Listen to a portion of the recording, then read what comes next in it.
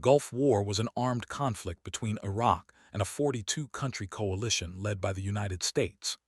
The coalition's efforts against Iraq were carried out in two key phases: Operation Desert Shield, which marked the military buildup from August 1990 to January 1991, and Operation Desert Storm, which began with the aerial bombing campaign against Iraq on 17 January and ended with the American-led liberation of Kuwait on 28 February.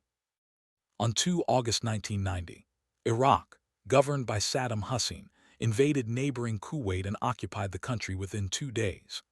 The invasion was primarily over Kuwait's alleged slant drilling in Iraq's Rumaila oil field and Iraq's large debt to Kuwait from the recently ended Iran-Iraq War. After a brief rump puppet government known as the Republic of Kuwait, Iraq split Kuwait's territory, absorbing the north into Basra Governorate and establishing Kuwait Governorate in the south. The invasion of Kuwait was met with immediate international condemnation. The UN Security Council adopted Resolution 660, demanding Iraq's immediate withdrawal from Kuwait, and Resolution 661, imposing a total embargo on products from Iraq and Kuwait.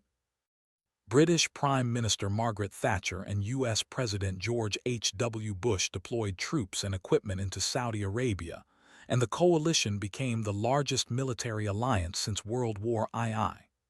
The bulk of military power was from the U.S., with Saudi Arabia, the United Kingdom, and Egypt as the largest following contributors. 28.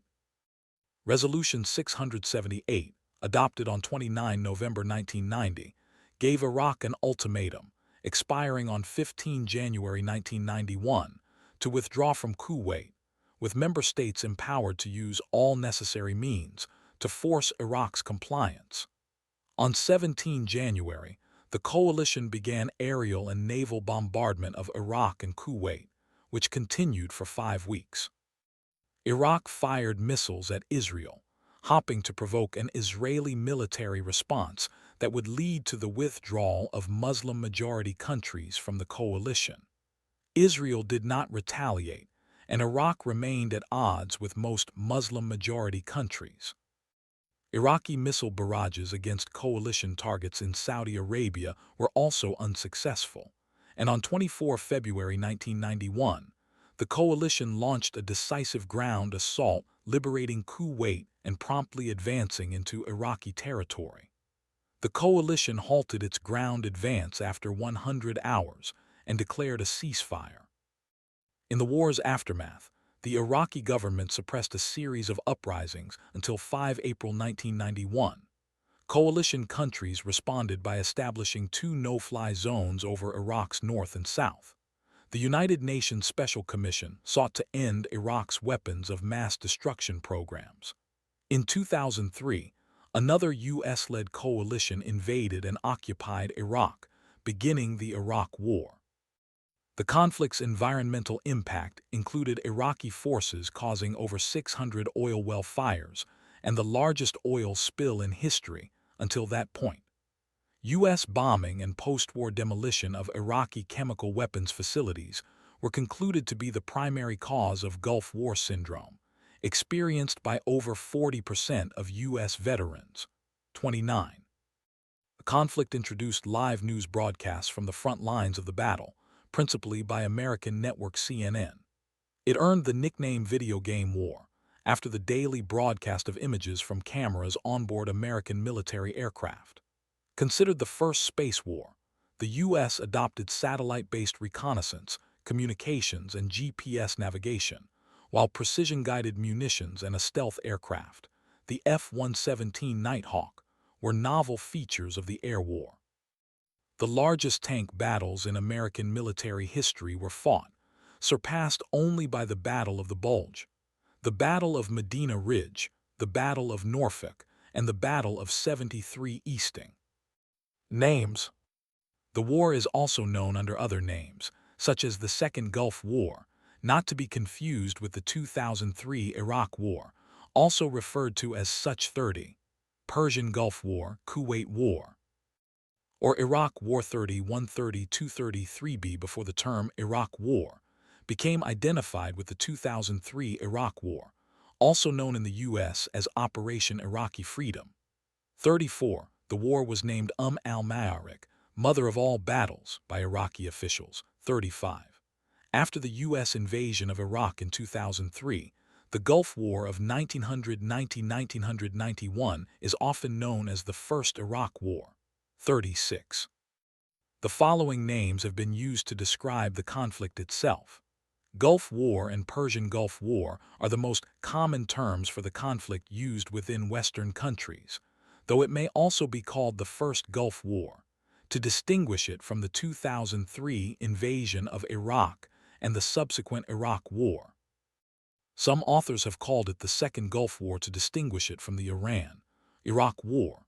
37. Liberation of Kuwait. Arabic. Arabicta, Arabicat, Arabicrot, Arabicate, Arabicrot, Arabicalif, Arabiclam, Arabicaf, Arabicwow, Arabicate, Arabicta. A letter 1E25 I Macron al Kuwait, is the term used by Kuwait and most of the coalition's Arab states, including Saudi Arabia, Bahrain, Egypt, and the United Arab Emirates. Terms in other languages include French, La Guerre du Golfe and Guerre du Kuwait, War of Kuwait, German, Golfkrieg Gulf War and Zweiter Golfkrieg Second Gulf War. 38. Operational names. Most of the coalition states used various names for their operations and the war's operational phases. These are sometimes incorrectly used as the conflict's overall name, especially the U.S. Desert Storm. Operation Desert Shield was the U.S. operational name for the U.S. buildup of forces and Saudi Arabia's defense from 2 August 1990 to 16 January 1990 1:30–9:40. Operation Desert Storm was the U.S. name of the Ireland conflict from 17 January 1991 through 28 February 1990 1:41. Operation Desert Sabre, early name Operation Desert Sword, was the U.S. name for the air and land offensive against the Iraqi army in the Kuwaiti theater of operations, the 100-hour war, from 24 to 28 February 1991, in itself, part of Operation Desert Storm 42. Operation Desert Farewell was the name given to the return of U.S. units and equipment to the U.S. in 1991 after Kuwait's liberation, sometimes referred to as Operation Desert Calm. Operativo Ofil was the Argentine name for Argentine military activities. Operation Daigle was the French name for French military activities in the conflict. Operation Friction was the name of the Canadian Operations 43. Operation Granby was the British name for British military activities during the operations and conflict 44. Operazione Locusta, Italian for locust, was the Italian name for the operations and conflict. Campaign names. The U.S. divided the conflict into 3 major campaigns.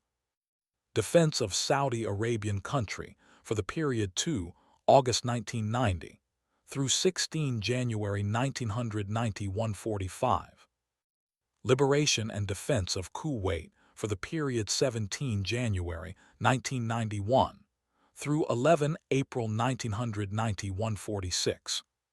Southwest Asia ceasefire for the period 12 April 1991 through 30 November 1995, including Operation Provide Comfort citation needed. Background. See also, rationale for the Gulf War, Iraq-Kuwait relations and Iraq-United States relations. Throughout the Cold War, Iraq had been an ally of the Soviet Union, and there was a history of friction between Iraq and the United States. 47. The U.S. was concerned with Iraq's position on Israeli-Palestinian politics. The U.S. also disliked Iraqi support for Palestinian militant groups, which led to Iraq's inclusion on the developing U.S. list of state sponsors of terrorism in December 1979. 48. Donald Rumsfeld, U.S. Special Envoy to the Middle East, meets Saddam Hussein on 1920 December 1983. The U.S. remained officially neutral after Iraq's invasion of Iran in 1980, which became the Iran-Iraq War, although it provided resources, political support, and some non-military aircraft to Iraq. 49. In March 1982, Iran began a successful counteroffensive Operation Undeniable Victory, and the U.S. increased its support for Iraq to prevent Iran from forcing a surrender. In a U.S. bid to open full diplomatic relations with Iraq, the country was removed from the U.S. list of state sponsors of terrorism. 50. Ostensibly, this was because of improvement in the regime's record, although former U.S. Assistant Defense Secretary Noel Koch later stated, "No one had any doubts about the Iraqis' continued involvement in terrorism. The real reason was to help them succeed in the war against Iran." 51-52. With Iraq's newfound success in the war, and the Iranian rebuff of a peace offer in July, arms sales to Iraq reached a record spike in 1982. When Iraqi President Saddam Hussein expelled Abu Nidal to Syria at the U.S.'s request in November 1983, the Reagan administration sent Donald Rumsfeld to meet Saddam as a special envoy and to cultivate ties. By the time the ceasefire with Iran was signed in August 1988, Iraq was heavily debt-ridden and tensions within society were rising. 53. Most of its debt was owed to Saudi Arabia and Kuwait. 54. Iraq's debts to Kuwait amounted to $14 billion. 55. Iraq pressured both nations to forgive the debts, but they refused. 54-56. The Iraq-Kuwait border dispute involved Iraqi claims to Kuwaiti territory. 49. Kuwait had been a part of the Ottoman Empire's province of Basra, something that Iraq claimed made Kuwait rightful Iraqi territory.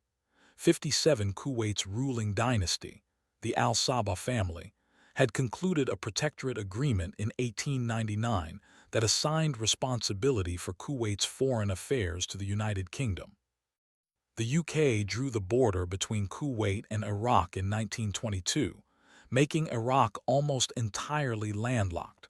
49. Kuwait rejected Iraqi attempts to secure further provisions in the region. 57. Iraq also accused Kuwait of exceeding its OPEC quotas for oil production. 58. In order for the cartel to maintain its desired price of $18 per barrel, discipline was required. The United Arab Emirates and Kuwait were consistently overproducing, the latter at least in part to repair losses caused by Iranian attacks in the Iran-Iraq War and to pay for the losses of an economic scandal. The result was a slump in the oil price, as low as $10 per barrel, $63 M3, with a resulting loss of $7 billion a year to Iraq, equal to its 1989 balance of payments deficit. 59. Resulting revenues struggled to support the government's basic costs, let alone repair Iraq's damaged infrastructure. Jordan and Iraq both looked for more discipline, with little success. 60. The Iraqi government described it as a form of economic warfare. 60. Which it claimed was aggravated by Kuwait's slant drilling across the border into Iraq's Rumaila oil field. 61.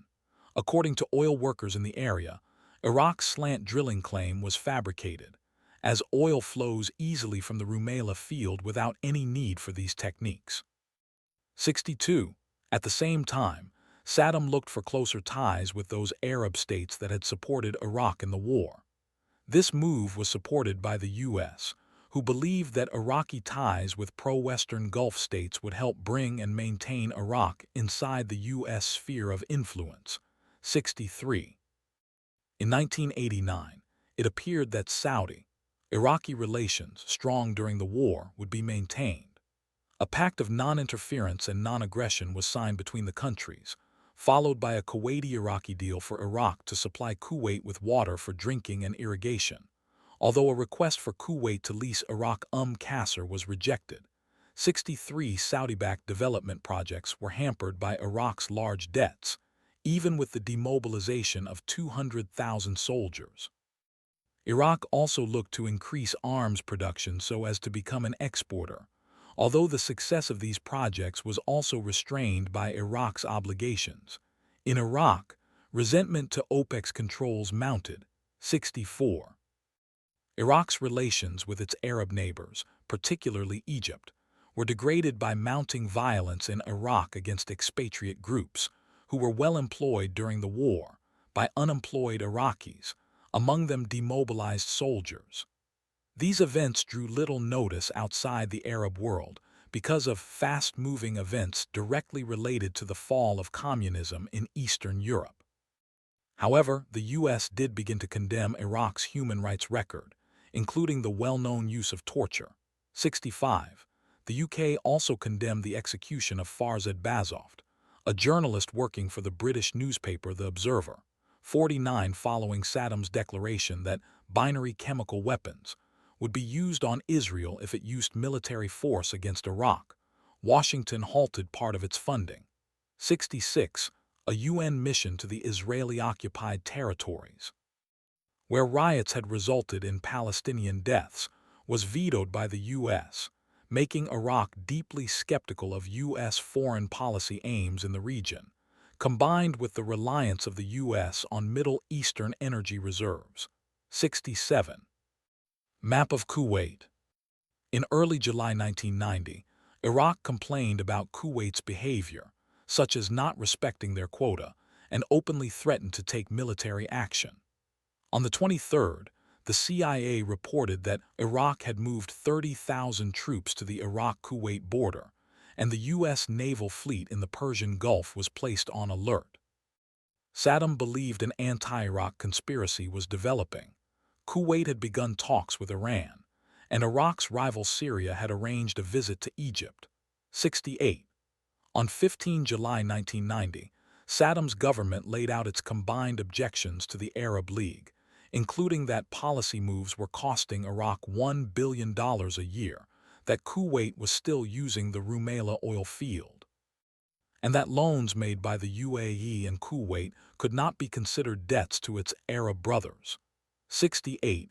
He threatened force against Kuwait and the UAE, saying, "The policies of some Arab rulers are American. They are inspired by America to undermine Arab interests and security." 69. The U.S. sent aerial refueling planes and combat ships to the Persian Gulf in response to these threats. 70. Discussions in Jeddah, Saudi Arabia, mediated on the Arab League's behalf by Egyptian President Hosni Mubarak, were held on 31 July and led Mubarak to believe that a peaceful course could be established. 71. During Saddam Hussein's 2003-2004 interrogation following his capture, he claimed that in addition to economic disputes, an insulting exchange between the Kuwaiti Emir al-Sabah and the Iraqi foreign minister, during which the emir stated his intention to turn every Iraqi woman into a $10 prostitute by bankrupting the country, was a decisive factor in triggering the Iraqi invasion. 72.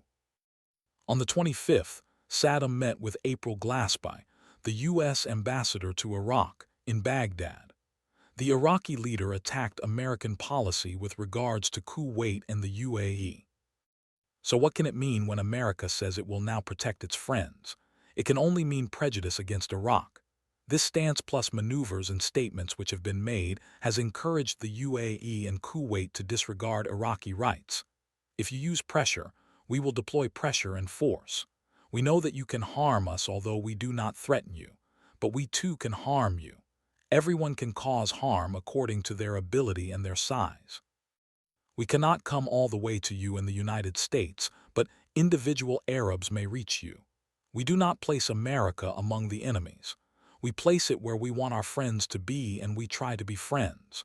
But repeated American statements last year made it apparent that America did not regard us as friends. 73. Glaspie replied, "I know you need funds. We understand that, and our opinion is that you should have the opportunity to rebuild your country. But we have no opinion on the Arab-Arab conflicts, like your border disagreement with Kuwait. Frankly, we can only see that you have deployed massive troops in the south. Normally, that would not be any of our business." But when this happens in the context of what you said on your national day, then when we read the details in the two letters of the foreign minister, then when we see the Iraqi point of view that the measures taken by the UAE and Kuwait is, in the final analysis, parallel to military aggression against Iraq, then it would be reasonable for me to be concerned. 73. Saddam stated that he would attempt last-ditch negotiations with the Kuwaitis, but Iraq would not accept death. 73. According to Glaspie's own account, she stated in reference to the precise border between Kuwait and Iraq that she had served in Kuwait 20 years before. Then, as now, we took no position on these Arab affairs. Citation needed. Glaspie similarly believed that war was not imminent. 71. Saddam's foreign minister Tariq Aziz later told PBS Frontline in 1996 that the Iraqi leadership was under no illusion about America's likely response to the Iraqi invasion. She Glaspie didn't tell us anything strange. She didn't tell us in the sense that we concluded that the Americans will not retaliate. That was nonsense, you see. It was nonsense to think that the Americans would not attack us. Then, in a second 2000 interview with the same television program, Aziz said, "There were no mixed signals. We should not forget that the whole period before August 2 witnessed a negative American policy towards Iraq. So it would be quite foolish to think that if we go to Kuwait, then America would like that, because the American tendency was to untie Iraq. So how could we imagine that such a step was going to be appreciated by the Americans? It looks foolish, you see, this is fiction." About the meeting with April Glaspie, it was a routine meeting. She didn't say anything extraordinary beyond what any professional diplomat would say without previous instructions from his government. What she said were routine, classical comments on what the president was asking her to convey to President Bush. He wanted her to carry a message to George Bush, not to receive a message through her from Washington. 75. On 26 July 1990, only a few days before the Iraqi invasion, OPEC officials said that Kuwait and the United Arab Emirates had agreed to a proposal to limit their oil output to 1.5 million barrels, 240,000 m3, per day, down from the nearly 2 million barrels a day they had each been pumping, thus potentially settling differences over oil policy between Kuwait and Iraq. 76. Invasion of Kuwait. Lion of Babylon main battle tanks, common Iraqi battle tank used in the Gulf War by the Iraqi Army. Main articles: Iraqi invasion of Kuwait and timeline of the Gulf War, 1990–1991.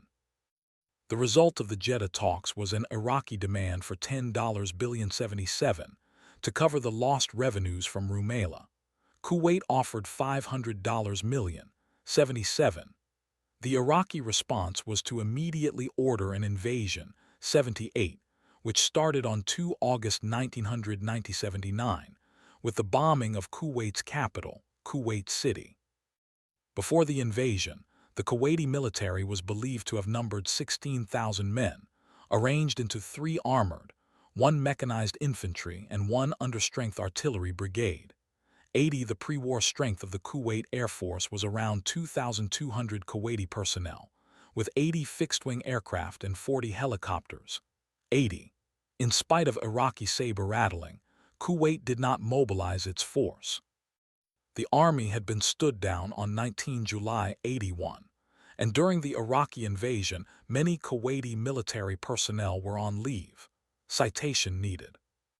By 1988, at the end of the Iran-Iraq War, the Iraqi army was the world's 4th largest army, consisting of 955,000 standing soldiers and 650,000 paramilitary forces in the popular army. According to John Childs and André Corvassier, a low estimate shows the Iraqi army capable of fielding 4,500 tanks, 484 combat aircraft, and 232 combat helicopters. 82. According to Michael Knights, a high estimate shows the Iraqi army capable of fielding 1 million troops and 850,000 reservists, 5,500 tanks, 3,000 artillery pieces, 700 combat aircraft and helicopters. It held 53 divisions, 20 special forces brigades, and several regional militias, and had a strong air defense. 5. Kuwaiti Armed Forces M84 main battle tanks. Iraqi commandos infiltrated the Kuwaiti border first to prepare for the major units, which began the attack at midnight. The Iraqi attack had two prongs, with the primary attack force driving south straight for Kuwait City down the main highway, and a supporting attack force entering Kuwait farther west, but then turning and driving east, cutting off Kuwait City from the country's southern half.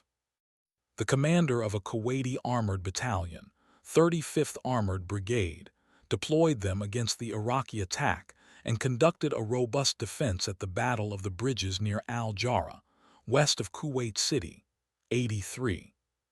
Kuwaiti aircraft scrambled to meet the invading force, but approximately 20% were lost or captured.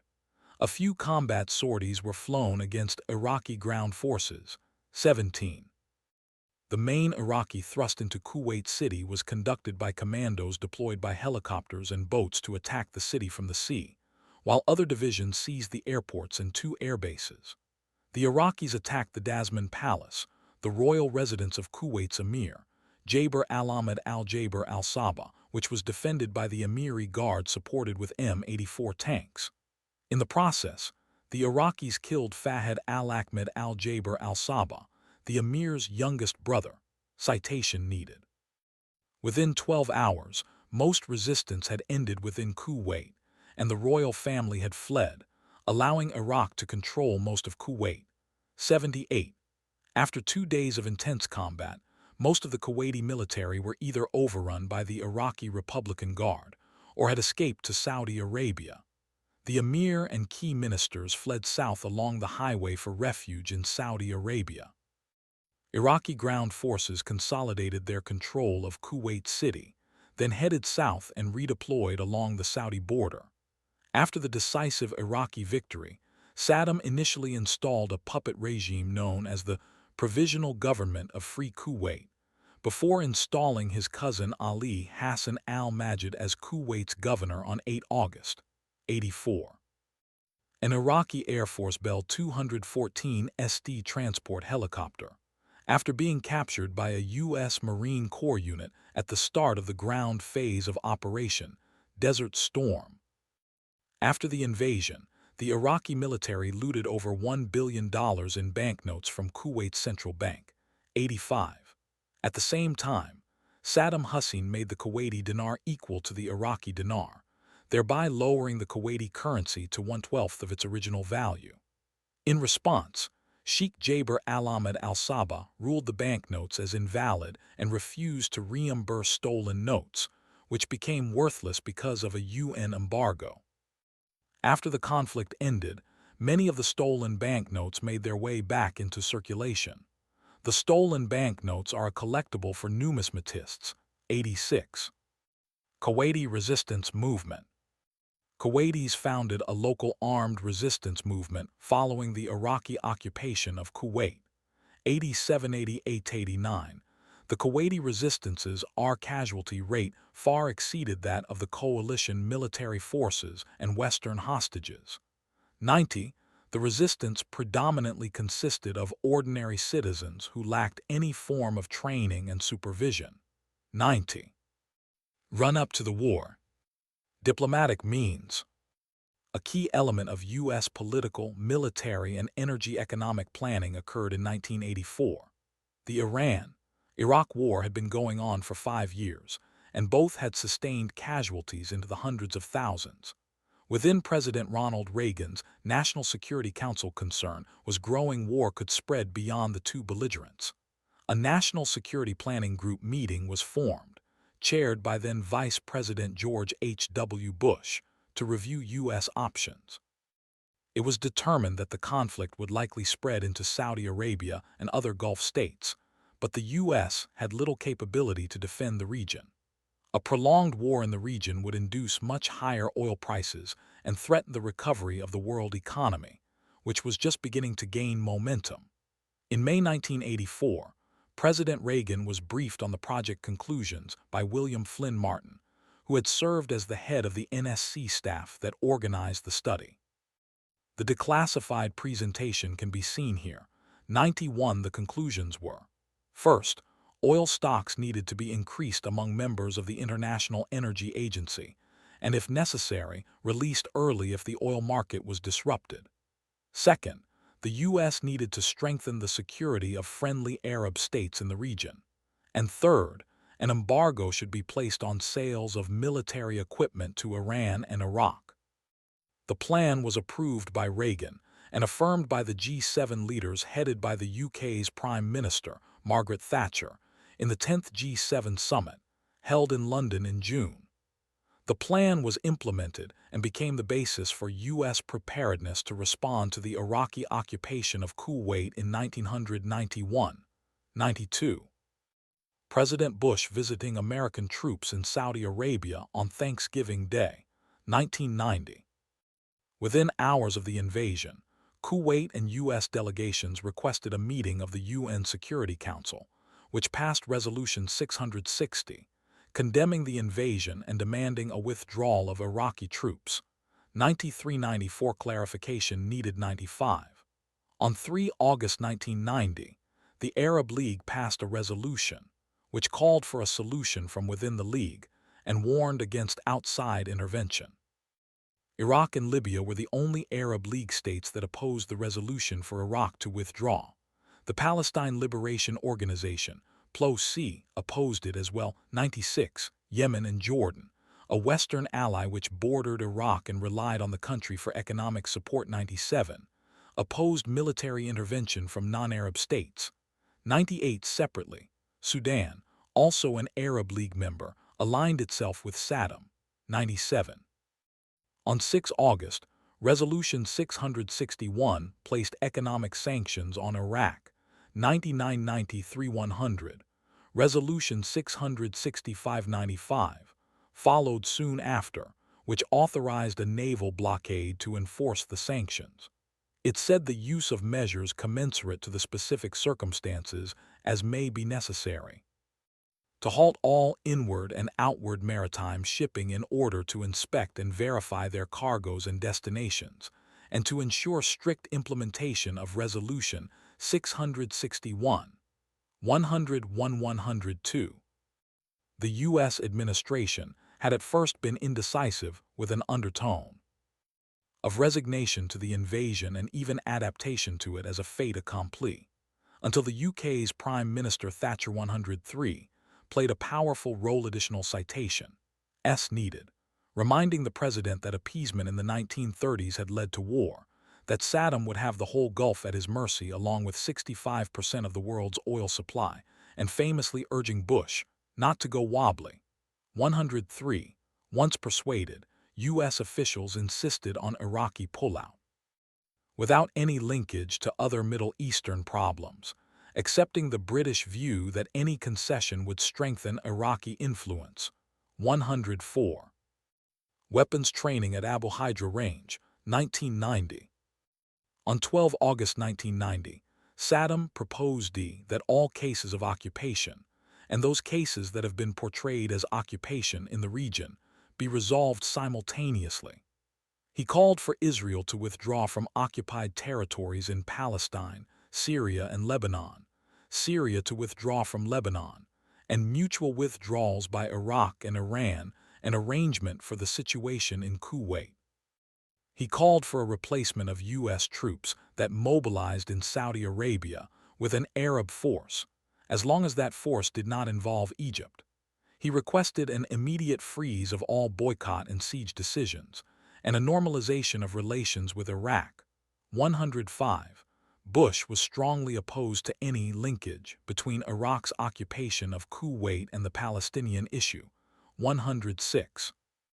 On 23 August, Saddam appeared on state television with Western hostages to whom he had refused exit visas. In the video, he asks a British boy, Stuart Lockwood, whether he is getting his milk and goes on to say, through his interpreter, "We hope your presence as guests here will not be for too long.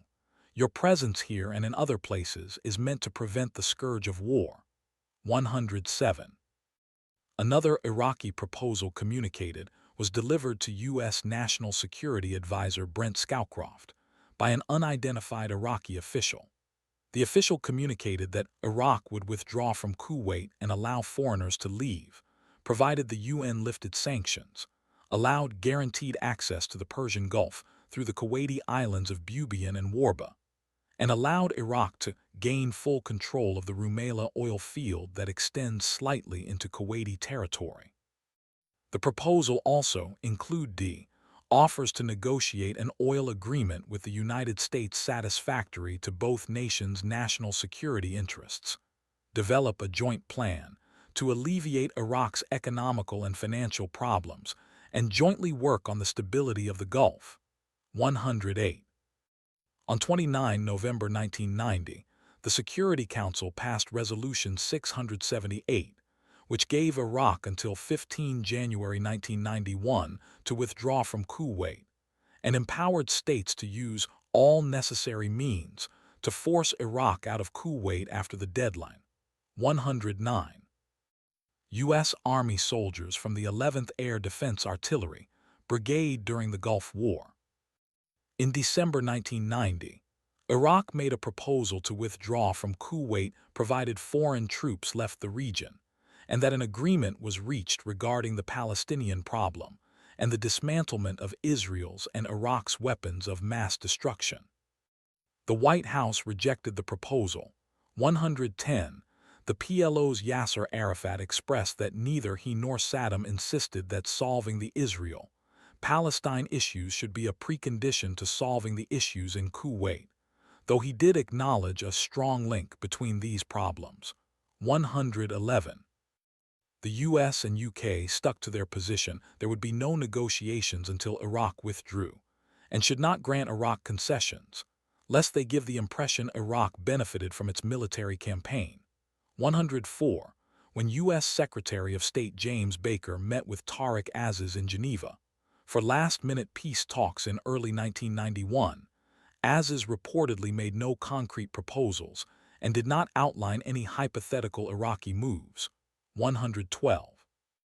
On 14 January 1991, France proposed that the UN Security Council call for a rapid and massive withdrawal from Kuwait, along with a statement to Iraq that Council members would bring their active contribution to a settlement of the region's other problems, in particular of the Arab-Israeli conflict and in particular to the Palestinian problem, by convening, at an appropriate moment, an international conference to assure the security, stability and development of this region of the world.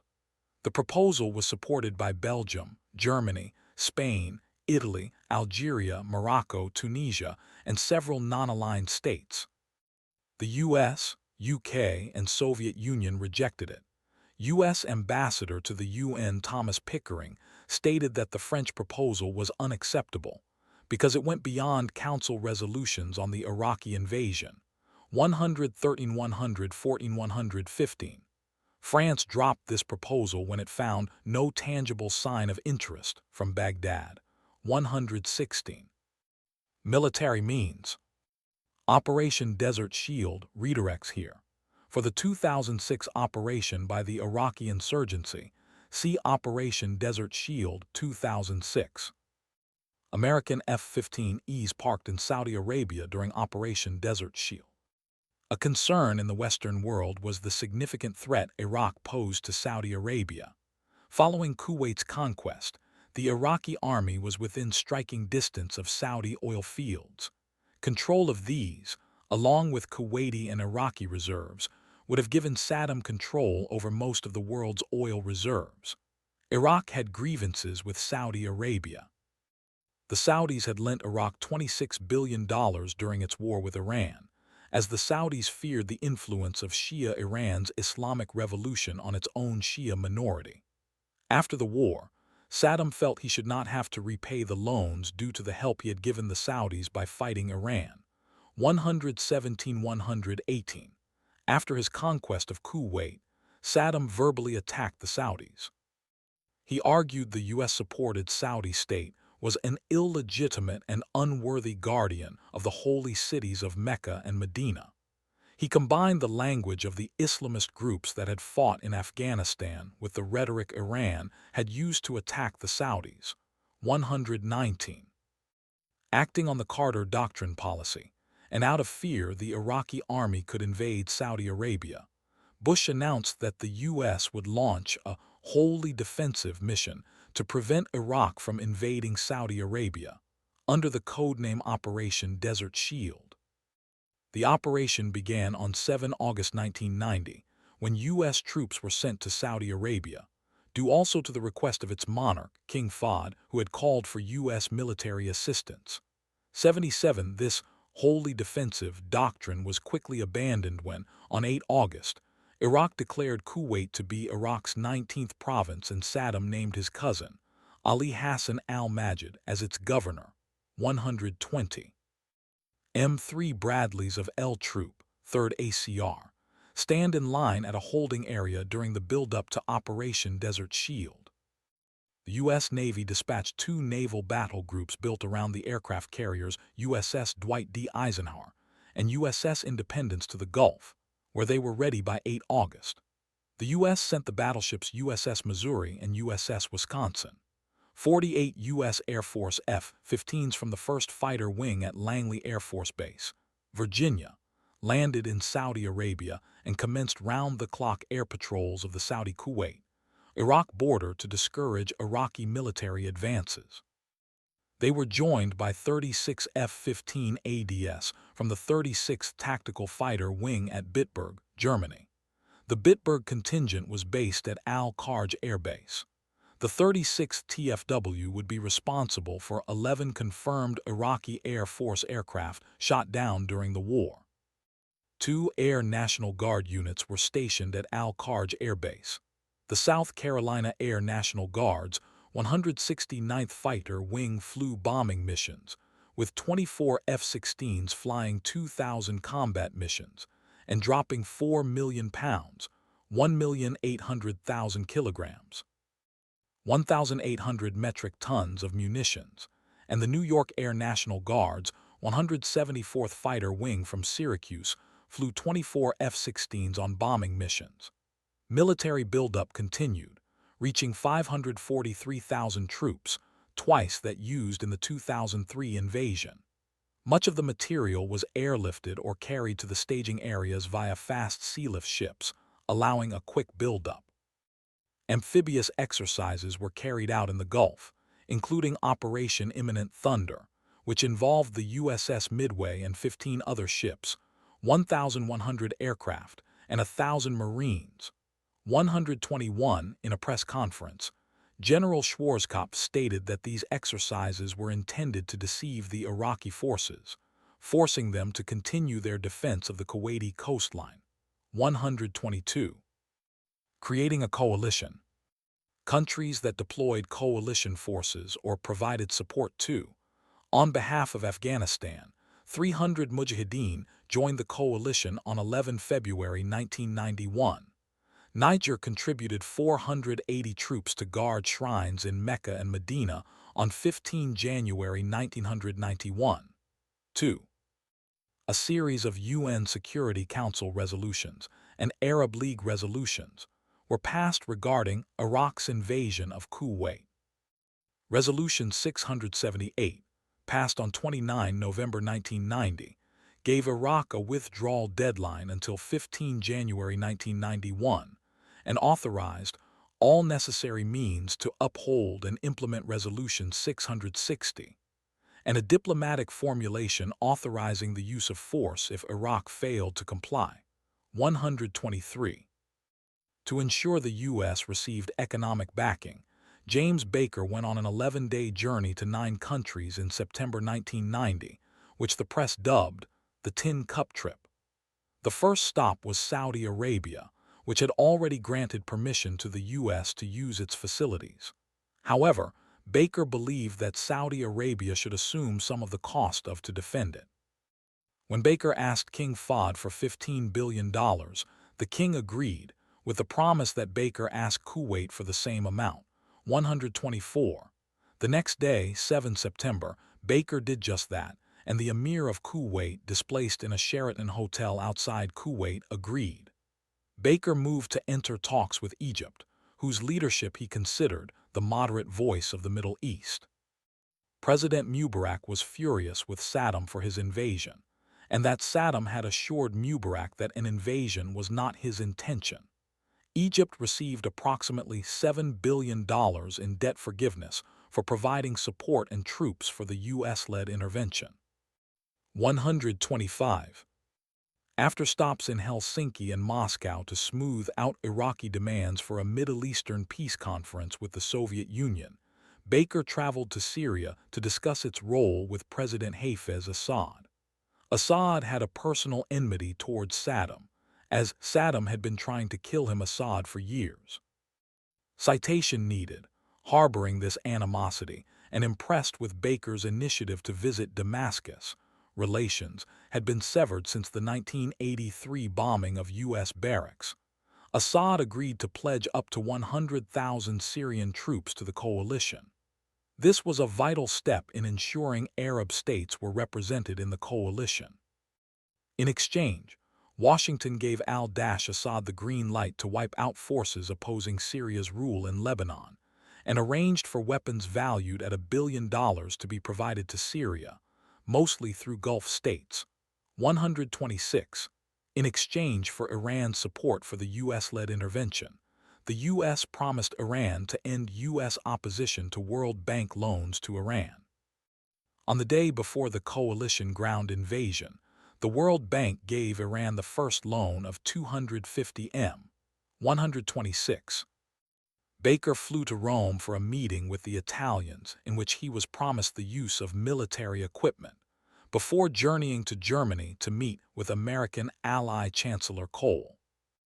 Although Germany's constitution, brokered by the U.S., prohibited military involvement outside Germany's borders, Kohl committed a $2 billion contribution to the war effort, and further economic and military support of coalition ally Turkey, and the transportation of Egyptian soldiers and ships to the Gulf. 127. General Norman Schwarzkopf, Jr., and President George H.W. Bush visit U.S. troops in Saudi Arabia on Thanksgiving Day, 1990. A coalition of forces opposing Iraq's aggression was formed, consisting of forces from 42 countries. Argentina, Australia, Bahrain, Bangladesh, Belgium, Canada, Czechoslovakia, Denmark, Egypt, France, Germany, Greece, Honduras, Hungary, Italy, Japan, Kuwait, Luxembourg, Morocco, the Netherlands, New Zealand, Niger, Norway, Oman, Pakistan, the Philippines, Poland, Portugal, Qatar, Romania, Saudi Arabia, Senegal, Sierra Leone, Singapore, South Korea, Spain, Sweden, Syria, Turkey. 128. The United Arab Emirates. The UK and US. 129. It was the largest coalition since World War II. 130. A group of Afghan Mujahideen soldiers also reportedly joined towards the end of the war. 2. Although they did not contribute forces, Japan and Germany made financial contributions totaling $10 billion and $6.6 billion respectively. Luxembourg provided financial support. 131. U.S. troops represented 73% of the coalition's 956,600 troops in Iraq. 132. U.S. Army General Norman Schwarzkopf, Jr., was designated to be the commander of the coalition forces. The Soviet Union condemned Baghdad's aggression against Kuwait, but did not support the U.S. and Allied intervention in Iraq and tried to avert it. 133. Many of the coalition countries were reluctant to commit military forces. Some felt that the war was an internal Arab affair or did not want to increase U.S. influence in the Middle East. In the end, however, many governments were persuaded by Iraq's belligerence towards other Arab states, offers of economic aid or debt forgiveness, and threats to withhold aid. 134. Justification for intervention. The U.S. and UN gave public justifications for involvement in the conflict. the most prominent being the Iraqi violation of Kuwaiti territorial integrity. In addition, the U.S. moved to support its ally Saudi Arabia, whose importance in the region and as a key supplier of oil made it of considerable geopolitical importance. Shortly after the Iraqi invasion, U.S. Defense Secretary Dick Cheney made the first of several visits to Saudi Arabia, where King Fahd requested U.S. military assistance. During a speech in a special joint session of the U.S. Congress given on 11 September 1990, Bush summed up the reasons with the following remarks. Within 3 days, 120,000 Iraqi troops with 850 tanks had poured into Kuwait and moved south to threaten Saudi Arabia. It was then that I decided to act to check that aggression. 135. The Pentagon stated that satellite photos showing a buildup of Iraqi forces along the border were the source of this information, but this was later alleged to be false. A reporter for the St. Petersburg Times acquired commercial Soviet satellite images which showed nothing but empty desert. 136. Other justifications for foreign involvement included Iraq's history of human rights abuses under Saddam. Iraq was known to possess biological weapons and chemical weapons, which Saddam had used against Iranian troops during the Iran-Iraq War and his own country's Kurdish population in the Al-Anfal campaign. Iraq was known to have a nuclear weapons program. The report about it from January 1991 was partially declassified by the CIA in May 2001. 137. Public relations campaign targeting the public. See also Naira testimony. Gen Colin Powell left, Gen Norman Schwarzkopf Jr., and Paul Wolfowitz right. Listen as Secretary of Defense Dick Cheney addresses reporters regarding the 1991 Gulf War. Although the Iraqi military committed human rights abuses during the invasion, the alleged incidents that received the most publicity in the U.S. were fabrications of the public relations firm hired by the government of Kuwait to persuade Americans to support military intervention. 138. Shortly after Iraq's invasion of Kuwait, the organization Citizens for a Free Kuwait was formed in the U.S. It hired the public relations firm Hill and Knowlton for about $11 million, paid by Kuwait's government.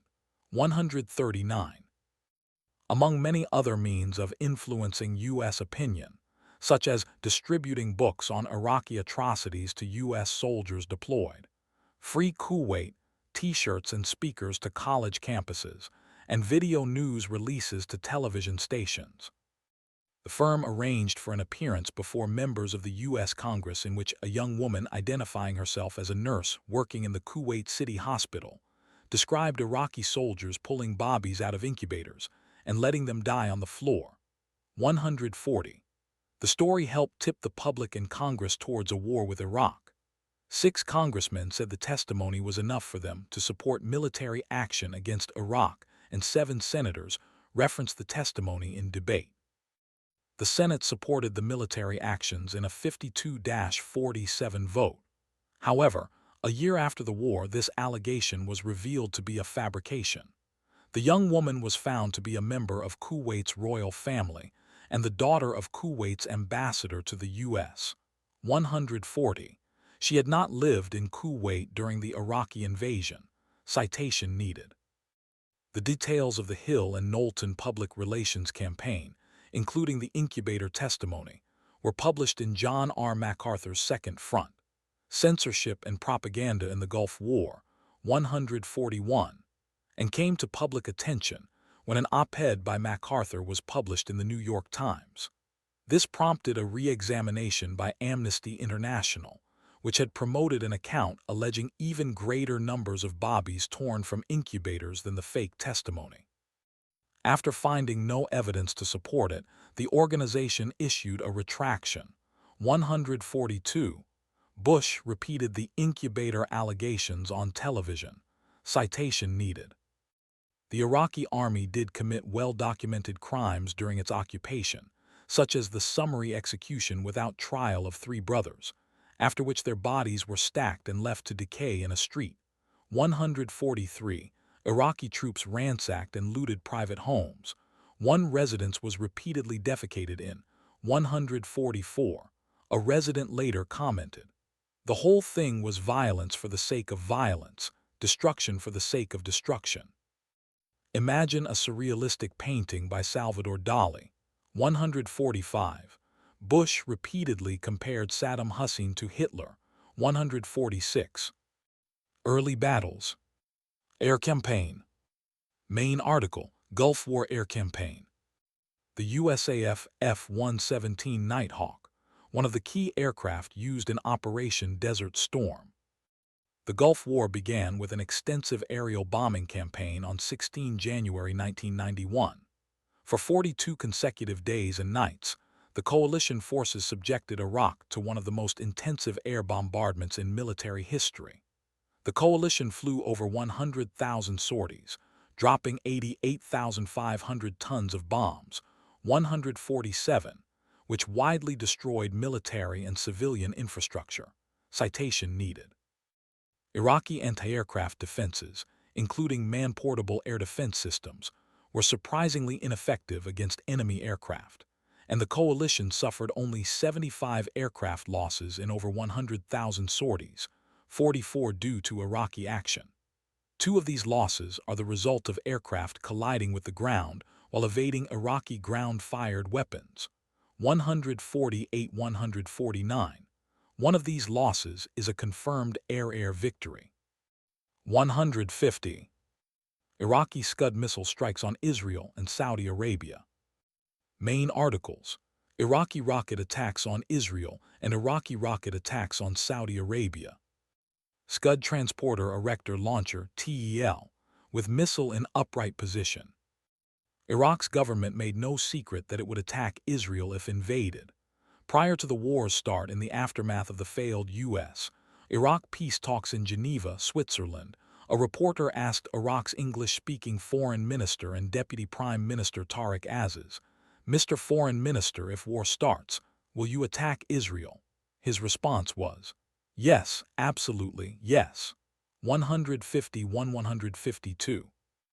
5 hours after the first attacks, Iraq's state radio broadcast declared that the dawn of victory nears as this great showdown begins. Iraq fired 8 missiles the next day. These missile attacks were to continue throughout the war. Iraq fired 88 Scud missiles during the war's 7 weeks, 153. Iraq hoped to provoke a military response from Israel. The Iraqi government hoped that many Arab states would withdraw from the coalition, as they would be reluctant to fight alongside Israel. 106.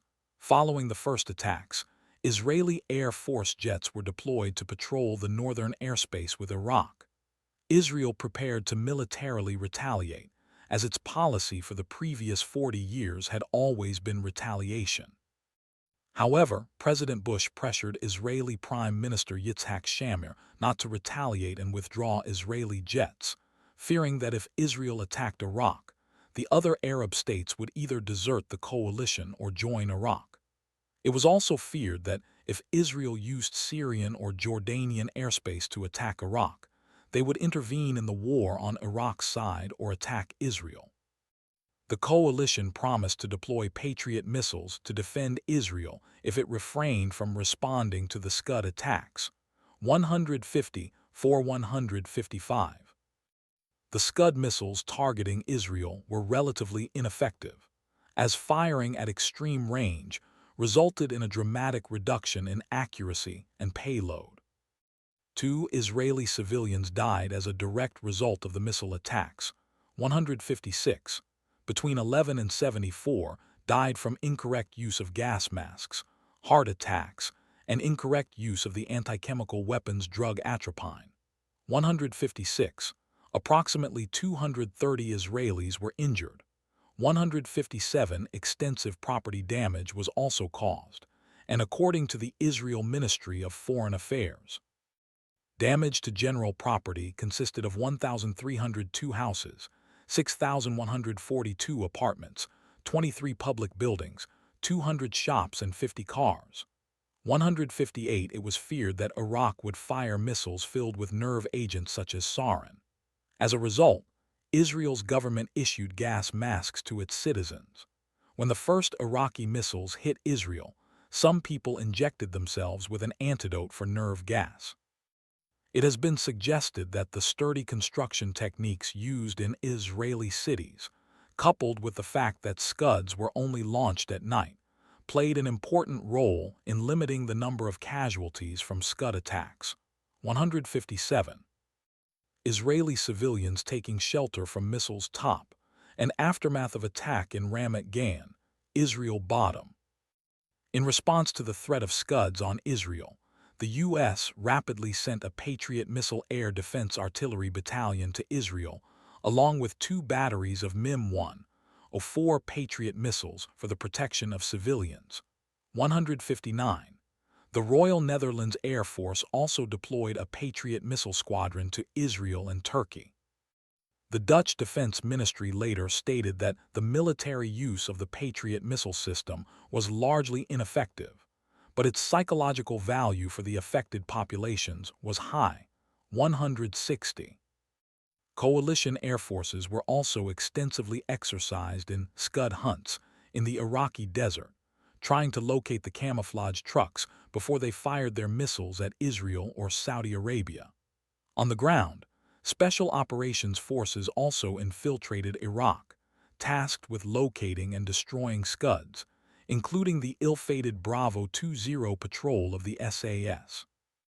Once special operations were combined with air patrols, the number of attacks fell sharply, then increased slightly as Iraqi forces adjusted to coalition tactics. Citation needed.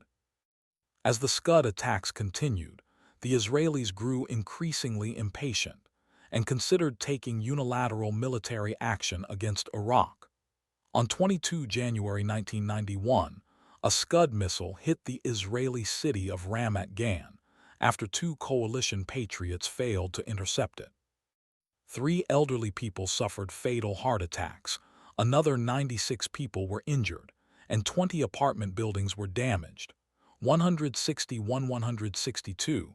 After this attack, the Israelis warned that if the U.S. failed to stop the attacks, they would. At one point, Israeli commandos boarded helicopters prepared to fly into Iraq, but the mission was called off after a phone call from U.S. Defense Secretary Dick Cheney, reporting on the extent of coalition efforts to destroy Scuds and emphasizing that Israeli intervention could endanger U.S. forces. 163. In addition to the attacks on Israel, 47 Scud missiles were fired into Saudi Arabia, and 1 missile was fired at Bahrain and another at Qatar. The missiles were fired at both military and civilian targets. 1 Saudi civilian was killed, and 78 others were injured. No casualties were reported in Bahrain or Qatar. The Saudi government issued all its citizens and expatriates with gas masks in the event of Iraq, using missiles with warheads containing chemical weapons. 164. The government broadcast alerts and all-clear messages over television to warn citizens during Scud attacks. Citation needed. On 25 February 1991, a Scud missile hit a U.S. Army barracks of the 14th Quartermaster Detachment, out of Greensburg, Pennsylvania, stationed in Dhahran, Saudi Arabia, killing 28 soldiers and injuring over 100. 153. A subsequent investigation found that the assigned Patriot missile battery had failed to engage due to the loss of significance effect in the onboard computer's floating point calculations, compounding over 100 hours of consecutive use, shifting the range gate position far enough to lose contact with the Scud during tracking action. 165. Iraqi invasion of Saudi Arabia, Battle of Khafji. Main article, Battle of Khafji. Military operations during Khafji's liberation. On 29 January, Iraqi forces attacked and occupied the lightly defended Saudi city of Khafji with tanks and infantry. The Battle of Khafji ended 2 days later when the Iraqis were driven back by the Saudi Arabian National Guard, supported by Qatari forces and U.S. Marines. 166. The Allied forces used extensive artillery fire. Citation needed. Both sides suffered casualties, although Iraqi forces sustained substantially more dead and captured than the Allied forces. 11 Americans were killed in 2 separate friendly fire incidents. An additional 14 U.S. airmen were killed when their AC-130 gunship was shot down by an Iraqi surface-to-air missile. 167, and 2 U.S. soldiers were captured during the battle. Saudi and Qatari forces had a total of 18 dead.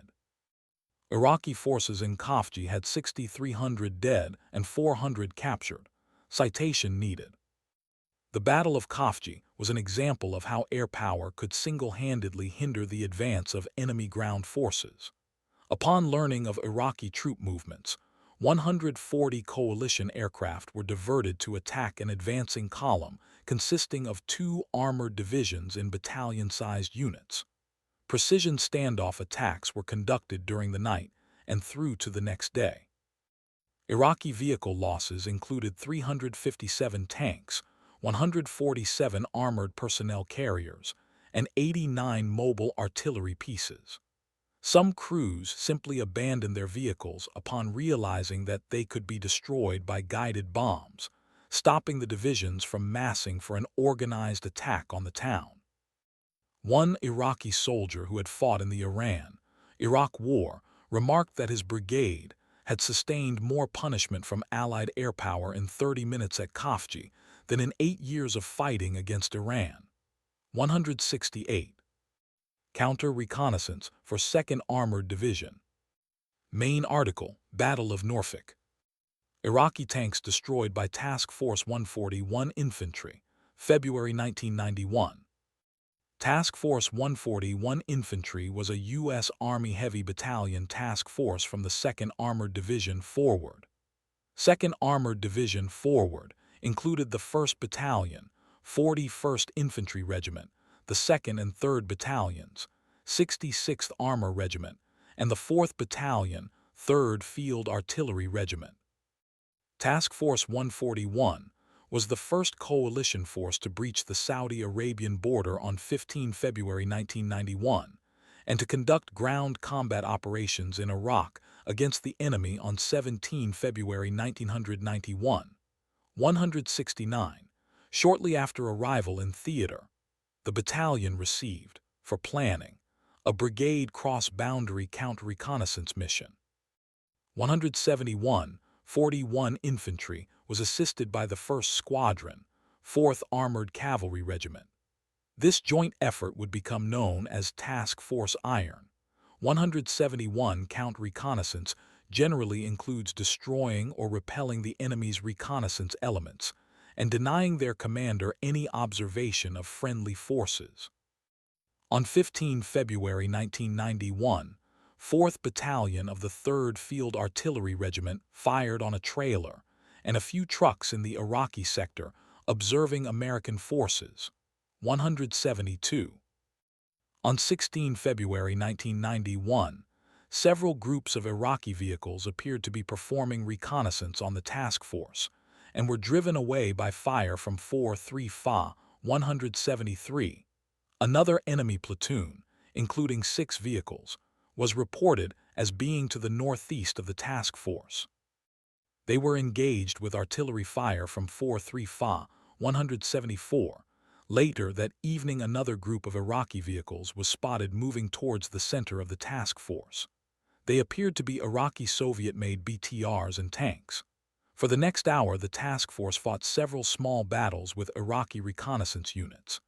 TF-141 fired TOW missiles at the Iraqi formation, destroying 1 tank.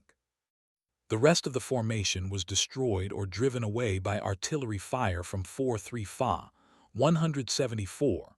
On 17 February 1991, the task force took enemy mortar fire, but the enemy forces managed to escape. 175. Later that evening, the task force received enemy artillery fire but suffered no casualties. 176. That same evening, the task force identified an Iraqi mortar position and engaged it with both direct and indirect fires. 177. The Iraqis continued probing operations against the task force for approximately 2 hours. 177. For the next 2 days, the task force observed Iraqi wheeled vehicles and small units move in front of them. Several times, Iraqi mortars fired on Task Force 141 infantry positions. 177. On 18 February, Iraqi mortar positions continued to conduct fire missions against the task force. The task force returned fire on the Iraqi positions with artillery fire from 4-3 FA and 1st Infantry Division Artillery. 178. During the Iraqi mortar attacks, 2 American soldiers were wounded. 179. Iraqi reconnaissance elements continued to patrol the area between the task force and the 1st Cavalry Division. 178 VII Corps air units and artillery conducted combat operations against Iraqi defensive positions. 178. Breach. Soldiers of 2nd Platoon, Company C, 1st Battalion, 41st Infantry Regiment pose with a captured Iraqi tank. February 1991. Main article, Battle of Norfolk. See also, Task Force 141 Infantry. Task Force 141 Infantry was the first coalition force to breach the Saudi Arabian border on 15 February 1991 and conduct ground combat operations in Iraq, engaging in direct and indirect fire fights with the enemy on 17 February 1991. 169. Prior to this action, the task force's primary fire support battalion, 4th Battalion of the 3rd Field Artillery Regiment, participated in a massive artillery preparation. Around 300 guns from multiple countries participated in the artillery barrage. Over 14,000 rounds were fired during these missions. M270 multiple launch rocket systems contributed an additional 4,900 rockets fired at Iraqi targets. 180. Iraq lost close to 22 artillery battalions during the initial stages of this, including the destruction of approximately 396 Iraqi artillery pieces. 181. By the end of these raids, Iraqi artillery assets had all but ceased to exist. One Iraqi unit that was totally destroyed during the preparation was the Iraqi 48th Infantry Division Artillery Group. 182. The group's commander stated his unit lost 83 of its 100 guns to the artillery preparation. 182. The artillery bombardment was supplemented by Boeing B-52 Stratofortress bombing raids and Lockheed AC-130 attacks. 183.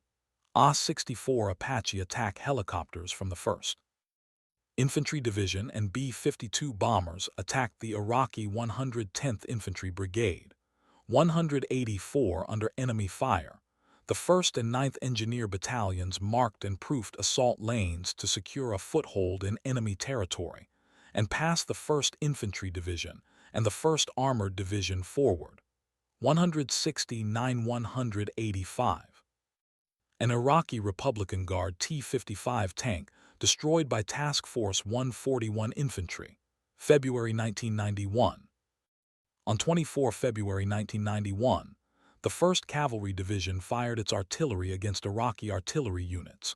186 One artillery mission struck a series of Iraqi bunkers, reinforced by Iraqi T-55 tanks, in the sector of the Iraqi 25th Infantry Division. 186. The same day, the 2nd Brigade, 1st Cavalry Division with the 1st Battalion, 5th Cavalry, 1st Battalion, 32nd Armor, and the 1st Battalion, 8th Cavalry destroyed Iraqi bunkers and combat vehicles in the sector of the Iraqi 25th Infantry Division. 186. On 24 February, 2nd Brigade, 1st Infantry Division rolled through the breach in the Iraqi defense west of Wadi al-Batin and also cleared the northeastern sector of the breach site of enemy resistance. 169. Task Force 337th Armor breached the Iraqi defense, clearing 4 passage lanes and expanding the gap under direct enemy fire.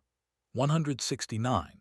Also on 24 February, the 1st Infantry Division, along with the 1st Cavalry Division, destroyed Iraqi outposts and patrols. Belonging to the Iraqi 26th Infantry Division, 187, the two divisions also began capturing prisoners. 187. The 1st Infantry Division cleared a zone between Phase Line, Vermont and Phase Line, Kansas. 187.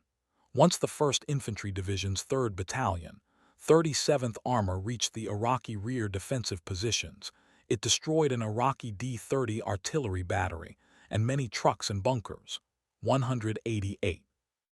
Task Force 141 Infantry was given the task of breaching Iraq's initial defensive positions along the Iraq-Saudi Arabia border. 169. The 1st Squadron, 4th Armored Cavalry Regiment, handled similar responsibilities in its sector of operations. 169. The 1st Infantry Division's 5th Battalion, 16th Infantry also played a significant role clearing the trenches and captured 160 Iraqi soldiers in the process.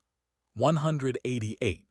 Once into Iraqi territory, Task Force 141 Infantry encountered multiple Iraqi defensive positions and bunkers.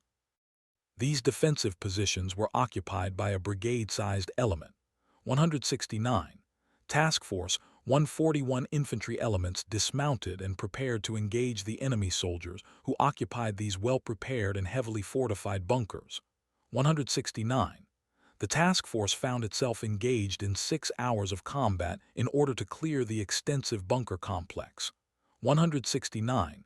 The Iraqis engaged the task force with small arms fire, RPGs, mortar fire, and what was left of Iraqi artillery assets. A series of battles unfolded, resulting in heavy Iraqi casualties, and the Iraqis being removed from their defensive positions, with many becoming prisoners of war. Some escaped to be killed or captured by other coalition forces. 189. In the process of clearing the bunkers, Task Force 141 captured 2 brigade command posts and the command post of the Iraqi 26th Infantry Division. 190. The task force also captured a brigade commander, several battalion commanders, company commanders, and staff officers. 190. As combat operations progressed, Task Force 141 Infantry engaged at short-range multiple dug and enemy tanks in ambush positions. 169. For a few hours, bypassed Iraqi RPG-equipped anti-tank teams, T-55 tanks, and dismounted Iraqi infantry fired at passing American vehicles, only to be destroyed by other U.S. tanks and fighting vehicles following the initial forces. 191. The 1st Infantry Division's Task Force 216 Infantry cleared 4 lanes simultaneously through an enemy-fortified trench system while inflicting heavy casualties on Iraqi forces. 169. Task Force 216 continued the attack, clearing over 21 km, 13 mi, of entrenched enemy positions, resulting in the capture and destruction of numerous enemy vehicles, equipment, personnel, and command bunkers. 169. Ground Campaign. This section may be too long to read and navigate comfortably. When this tag was added, its readable prose size was 3,000 words. Consider splitting content into subarticles, condensing it, or adding subheadings. Please discuss this issue on the Articles Talk page. September 2025.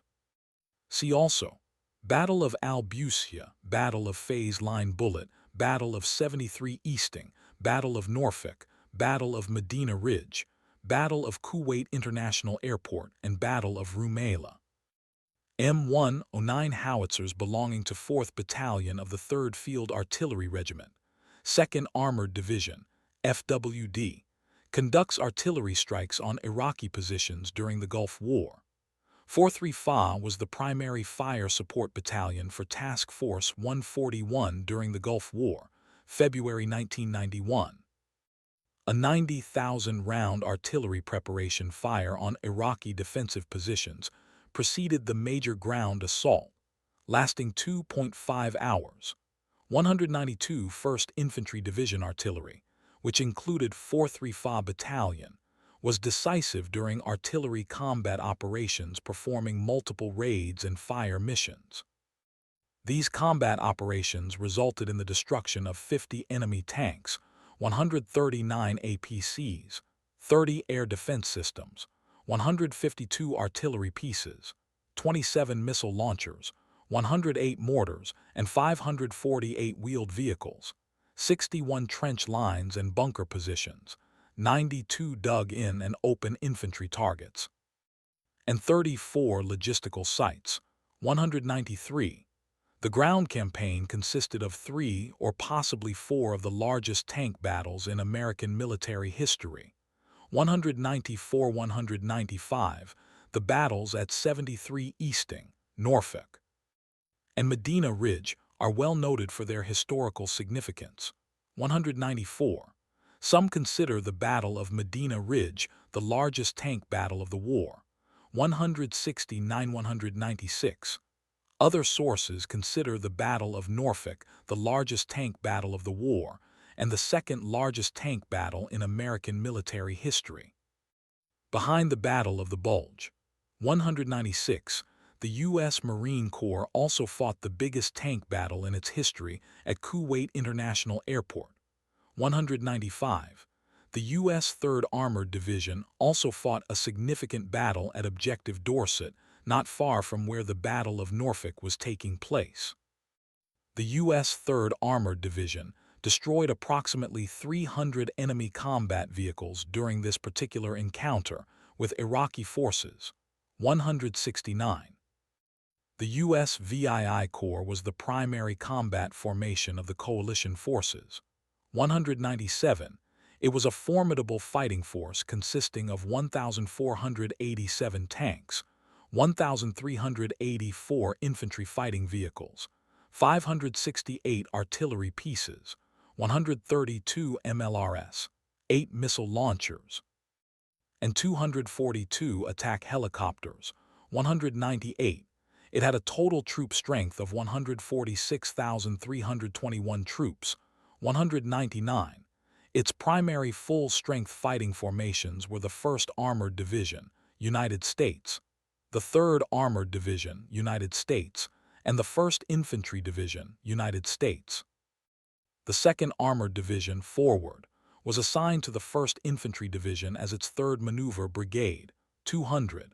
Its Task Force 141 Infantry would be the spearhead of VII Corps, 201. In addition, the Corps had the 2nd Cavalry Regiment, United States, to act as a scouting and screening force, and 2 further heavy divisions, the 1st Cavalry Division, United States, and the United Kingdom's 1st Armored Division, as well as the U.S. 11th Aviation Group. 169-200-203 VII Corps fought a number of large battles against Iraqi forces, with some of historic scope and size. 3 of the battles at Norfolk, Medina Ridge, and 73 Easting are considered among the largest tank battles in history. 196. By the end of combat operations on 28 February 1991, U.S. VII Corps had driven 260 kilometers, 160 mi, captured 22,000 Iraqi soldiers, and destroyed 1,350 Iraqi tanks, 1,224 armored personnel carriers, 285 artillery pieces, 105 air defense systems, and 1,229 trucks, 204. An O-58D Kiowa helicopter departs from a communications site in the desert during Operation Desert Shield.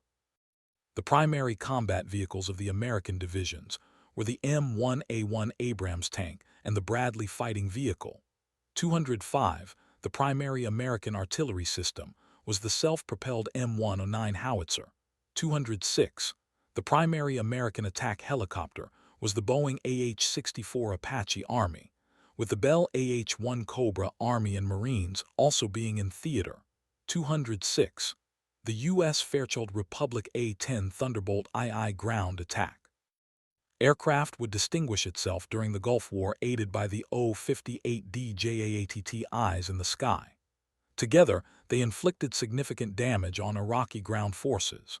207 U.S. A-10 Warthog crews would destroy 900 Iraqi tanks, 2,000 other military vehicles, and 1,200 artillery pieces during combat operations. Citation needed.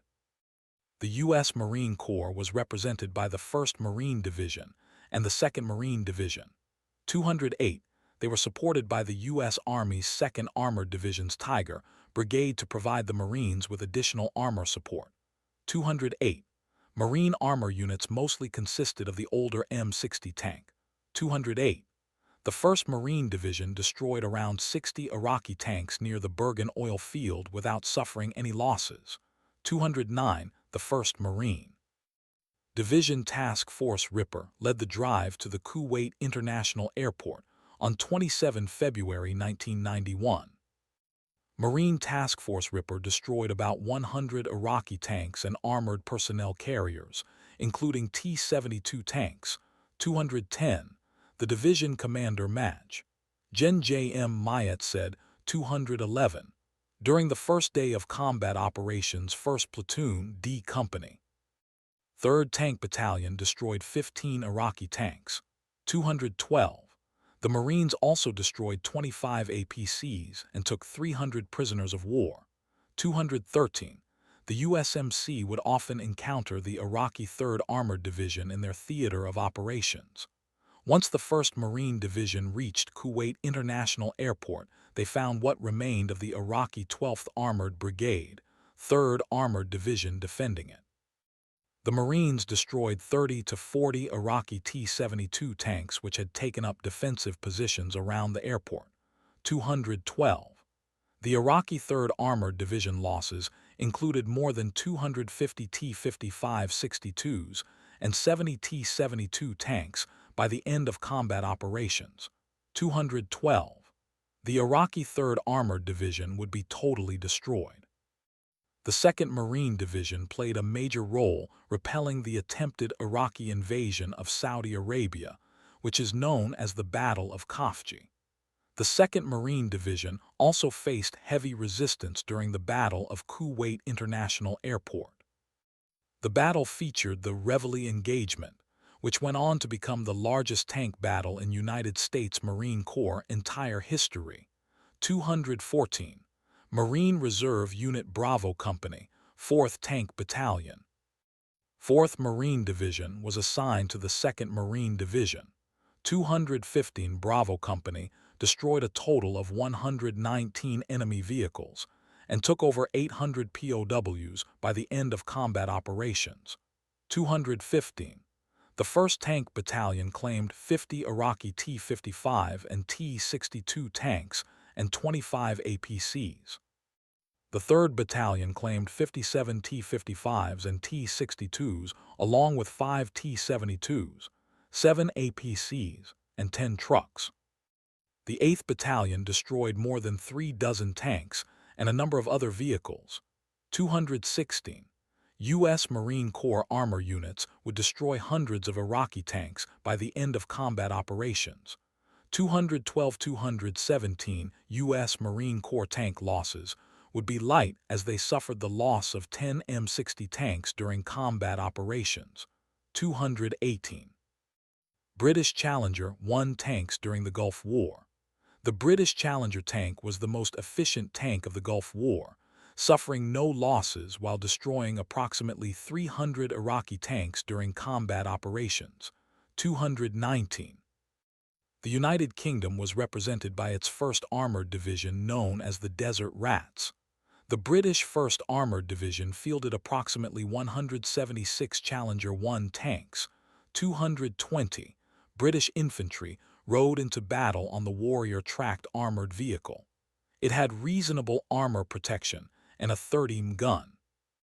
Modified versions of the vehicle included mortar carriers, Milan anti-tank systems, and command and control vehicles. And the British possessed a variety of excellent light armored vehicles built on their FV-101 Scorpion chassis. British artillery was primarily American-made M109 howitzers, 155 mm, M110 howitzers, 203, and M270 MLRS, which were compatible with American systems. Their air support consisted of Gazelle helicopters, used for reconnaissance, and the Lynx helicopter, which was comparable to the American AH-1 Cobra. The British had their full contingent of engineer, logistics, and medical units, 221. The British 1st Armored Division was responsible for protecting the right flank of VII Corps. It was assumed by the Corps planners the Iraqi 52nd Armored Division would counterattack VII Corps once their penetration into Iraqi defenses was discovered. The British 1st Armored Division had 2 brigades, the 4th and 7th, which participated in Operation Granby, the name given to the British military operations during the 1991 Gulf War. The British 1st Armored Division had traveled 217 miles in 97 hours. The British 1st Armored Division had captured or destroyed about 300 Iraqi tank citation needed, and a very large number of armored personnel carriers, trucks, reconnaissance vehicles, etc., 222-223. The Desert Rats also destroyed multiple Iraqi artillery positions, 224. The division also took over 7,000 Iraqi prisoners of war, including 2 division commanders and 2 other general officers, 225. The British 1st Armored Division destroyed or isolated 4 Iraqi infantry divisions, the 26th, 48th, 31st, and 25th, and overran the Iraqi 52nd Armored Division in several sharp engagements. The Iraqi 80th Armored Brigade would also fall victim to the British 1st Armored Division, 226. Iraq was represented mostly by its own VII Corps and its Jihad Corps, 207.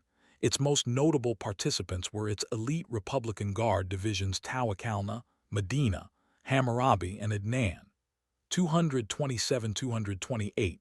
The first 3 of these had a strength of over 660 tanks, 660 infantry fighting vehicles, and thousands of anti-tank weapons, self-propelled artillery, and other combat systems. 207.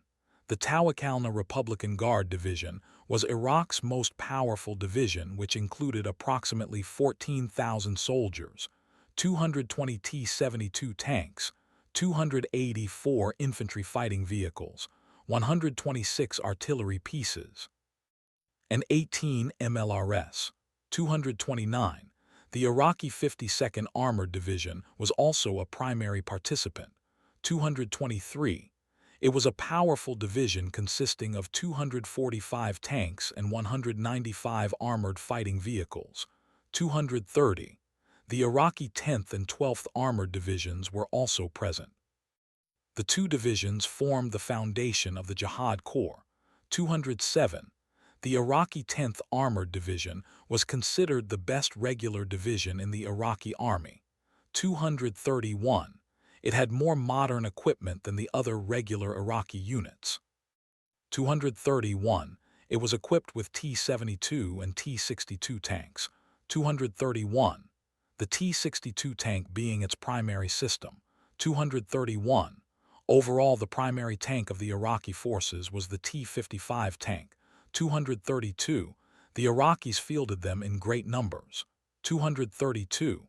The Iraqis also had elements of 2 other independent armored brigades in theater, those being the 50th and 29th Armored Brigades, 233. Iraq would also field multiple infantry divisions, 234. The Iraqis suffered the loss of over 3,000 tanks and over 2,000 other combat vehicles during these battles against the American-led coalition. 18. It is estimated that Iraqi forces suffered 20,000 troops killed during combat operations. 18. It is also estimated that over 75,000 Iraqi soldiers were wounded. 235.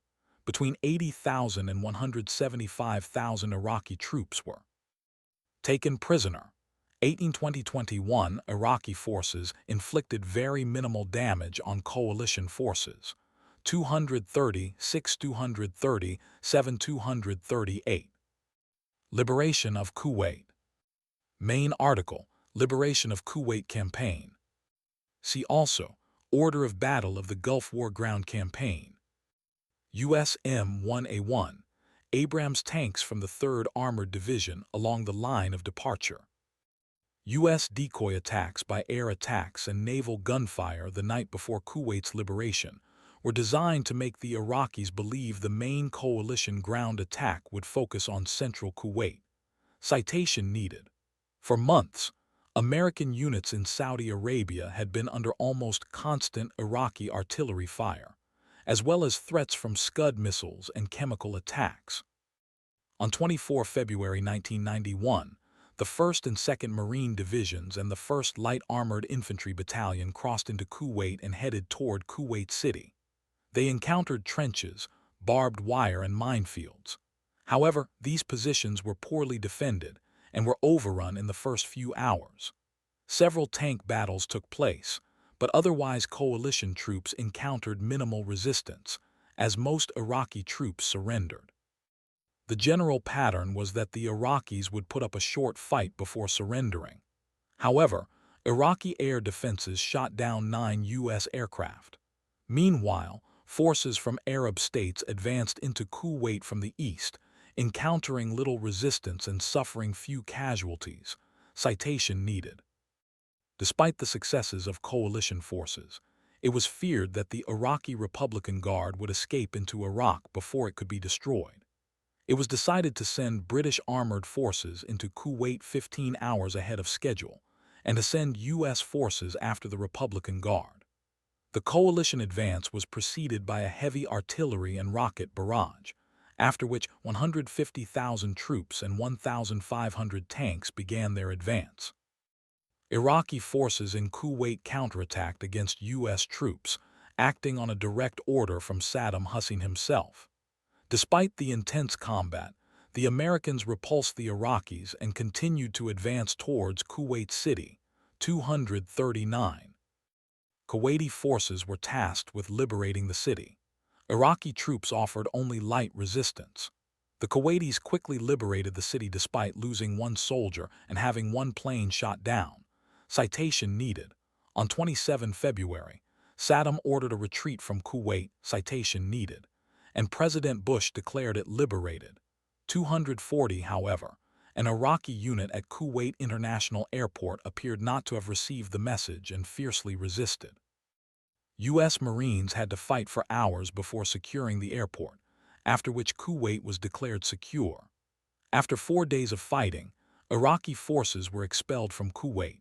Citation needed. As part of a scorched earth policy, they set fire to nearly 700 oil wells and placed landmines around the wells to make extinguishing the fires more difficult. 241 failed verification. Initial moves into Iraq. Ground troop movements 24-28 February 1991 during Operation Desert Storm. The war's ground phase was officially designated Operation Desert Sabre. Citation needed. The first units to move into Iraq were 3 patrols of the British Special Air Service's B Squadron. Call signs Bravo 10, Bravo 20, and Bravo 30 in late January. These 8-man patrols landed behind Iraqi lines to gather intelligence on the movements of Scud mobile missile launchers, which could not be detected from the air, as they were hidden under bridges and camouflage netting during the day. 240. 2 other objectives included the destruction of the launchers and their fiber-optic communications arrays that lay in pipelines, and relayed coordinates to the TEL operators launching attacks against Israel. The operations were designed to prevent any possible Israeli intervention. Due to lack of sufficient ground cover to carry out their assignment, 10 and 30 abandoned their operations, while 20 remained and was later compromised, with only Sergeant Chris Ryan escaping to Syria. Citation needed. Elements of the 2nd Brigade, 1st Battalion 5th Cavalry of the 1st Cavalry Division of the U.S. Army, performed a direct attack into Iraq on 15 February 1991. Followed by one in force on 20 February, that led directly through 7 Iraqi divisions which were caught off guard. Citation needed. On 17 January 1991, the 101st Airborne Division Aviation Regiment fired the first shots of the war when 8 Ah-64 helicopters successfully destroyed 2 Iraqi early warning radar sites. 243. From 15 to 20 February, the Battle of Wadi al-Batin took place inside Iraq. This was the first of 2 attacks by 1 Battalion 5th Cavalry of the 1st Cavalry Division. It was a feint attack, designed to make the Iraqis think that a coalition invasion would take place from the south. The Iraqis fiercely resisted, and the Americans eventually withdrew as planned back into the Wadi al-Batin. 3 U.S. soldiers were killed and 9 wounded, with 1 M2 Bradley IFV turret destroyed, but they had taken 40 prisoners and destroyed 5 tanks and successfully deceived the Iraqis. This attack led the way for the XVII Airborne Corps to sweep around behind the 1st Cav and attack Iraqi forces to the west.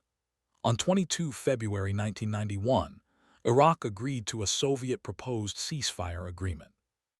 The agreement called for Iraq to withdraw troops to pre-invasion positions within 6 weeks following a total ceasefire, and called for monitoring of the ceasefire and withdrawal to be overseen by the UN Security Council. Citation needed. The coalition rejected the proposal, but said that retreating Iraqi forces would not be attacked, citation needed, and gave 24 hours for Iraq to withdraw its forces. On 23 February, fighting resulted in the capture of 500 Iraqi soldiers. On 24 February, British and American armored forces crossed the Iraq-Kuwait border and entered Iraq in large numbers, taking hundreds of prisoners.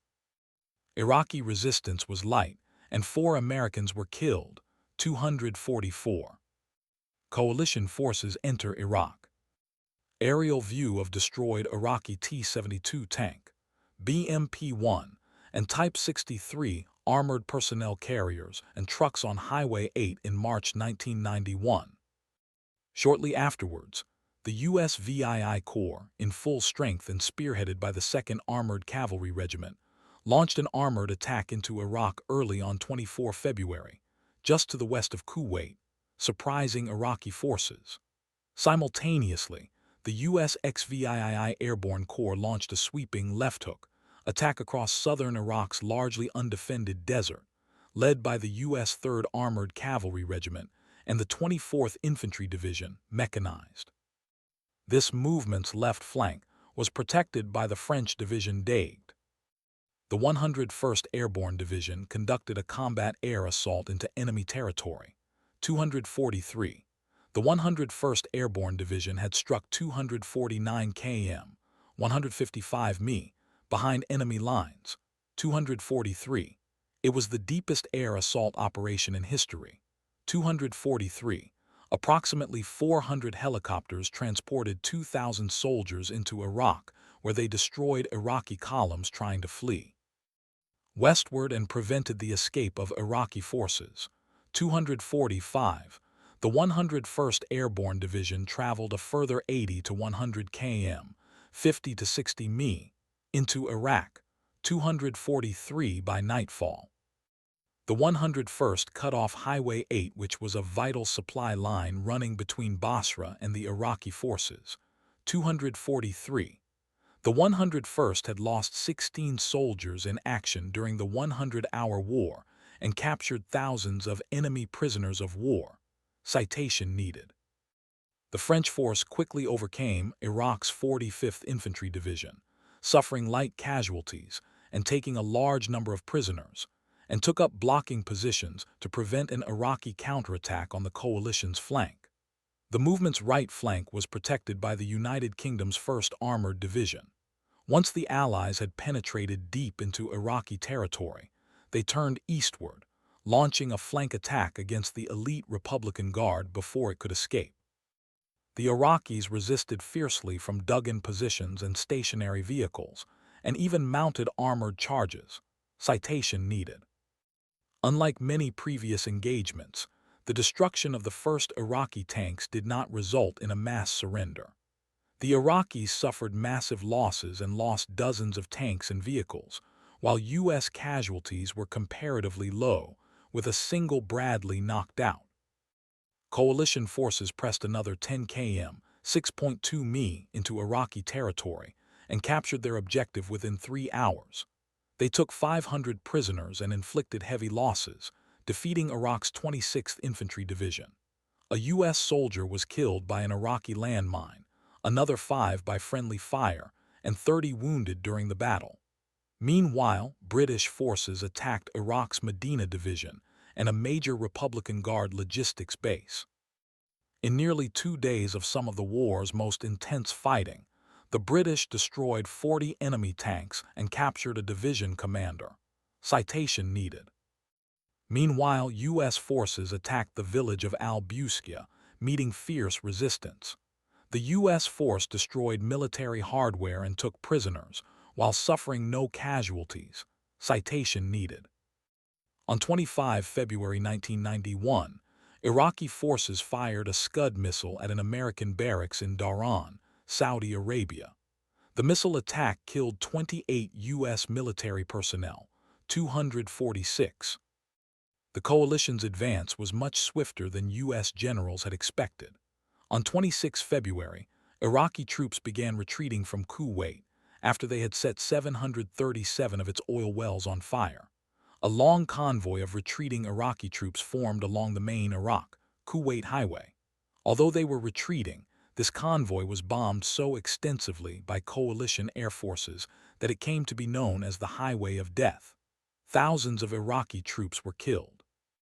American, British, and French forces continued to pursue retreating Iraqi forces over the border and back into Iraq, eventually moving to within 240 km, 150 mi of Baghdad, before withdrawing back to Iraq's border with Kuwait and Saudi Arabia. 247. End of active hostilities. See also Kuwaiti oil fires. Civilians and coalition military forces wave Kuwaiti and Saudi Arabian flags as they celebrate the retreat of Iraqi forces from Kuwait. In coalition-occupied Iraqi territory, a peace conference was held where a ceasefire agreement was negotiated and signed by both sides.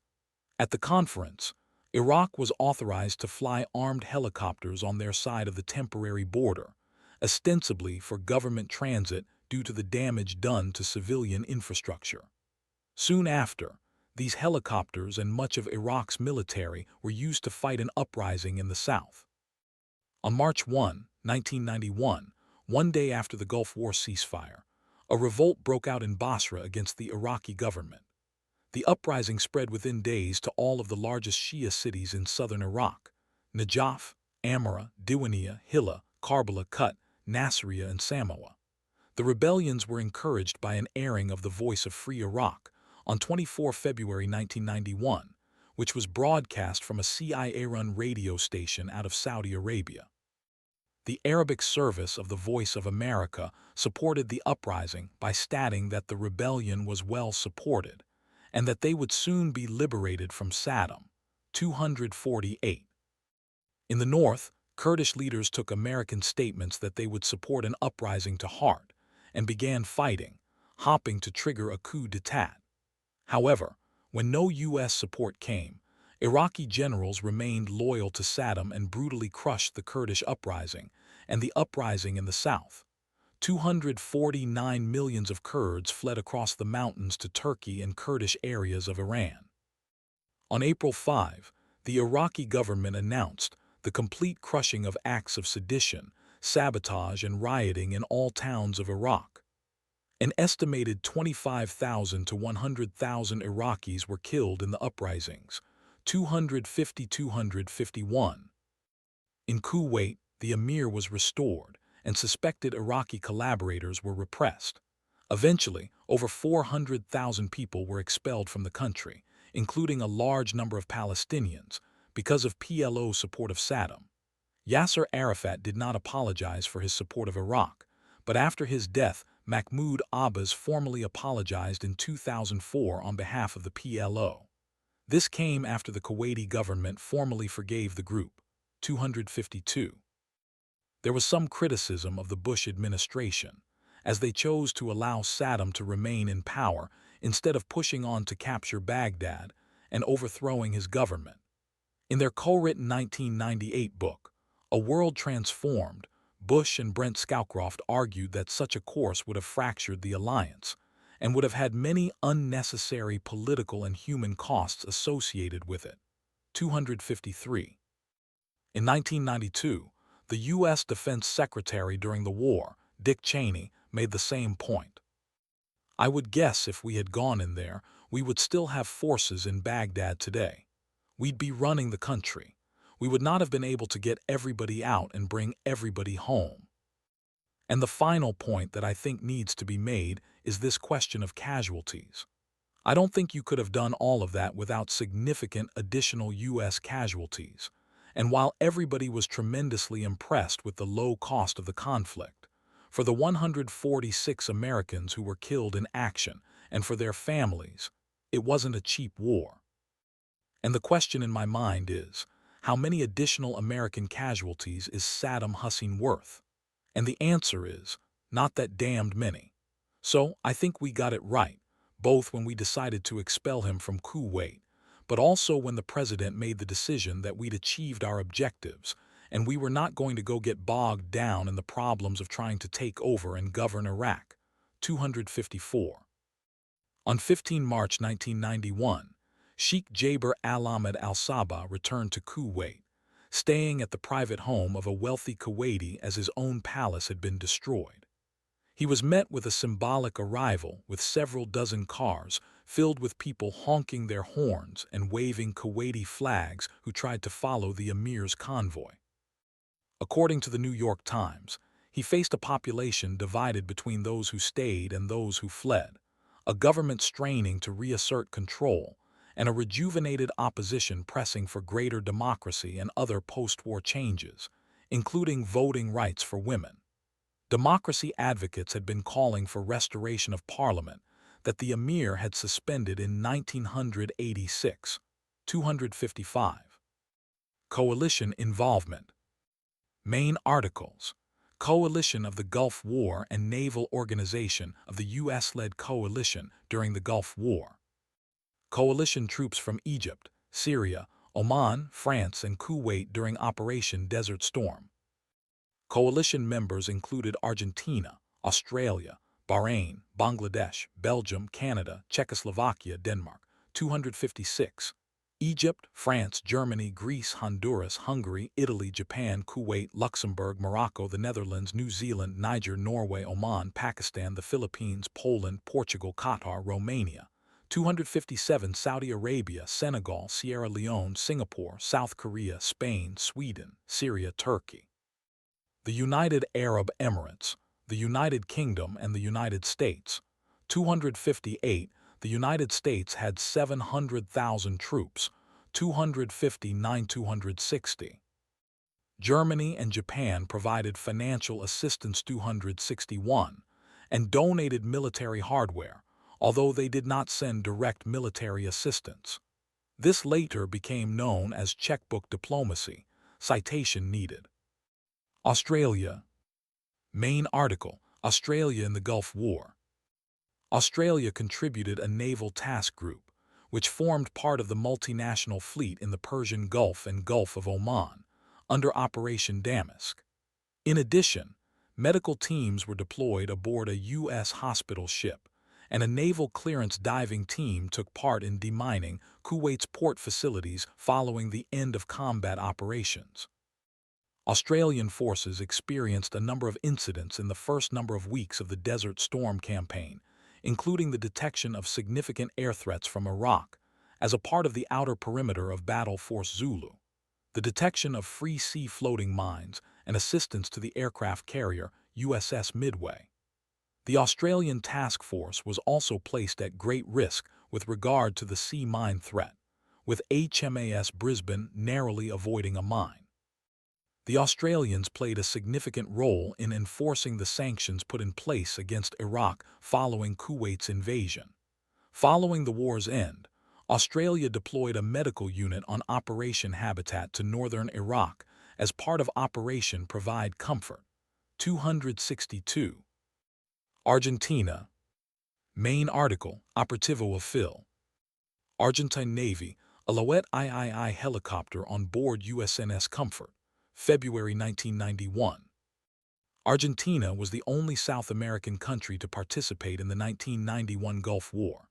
It sent a destroyer, Ara Almirante Brown D-10, a corvette, Ara Spiro P-43, later replaced by another corvette, Ara Rosales P-42, and a supply ship, Ara Bahia San Blas B-4, to participate on the United Nations blockade and sea control effort of the Persian Gulf.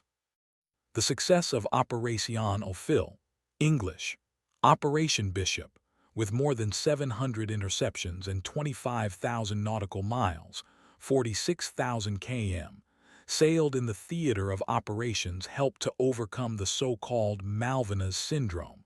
263. Argentina was later classified by the U.S.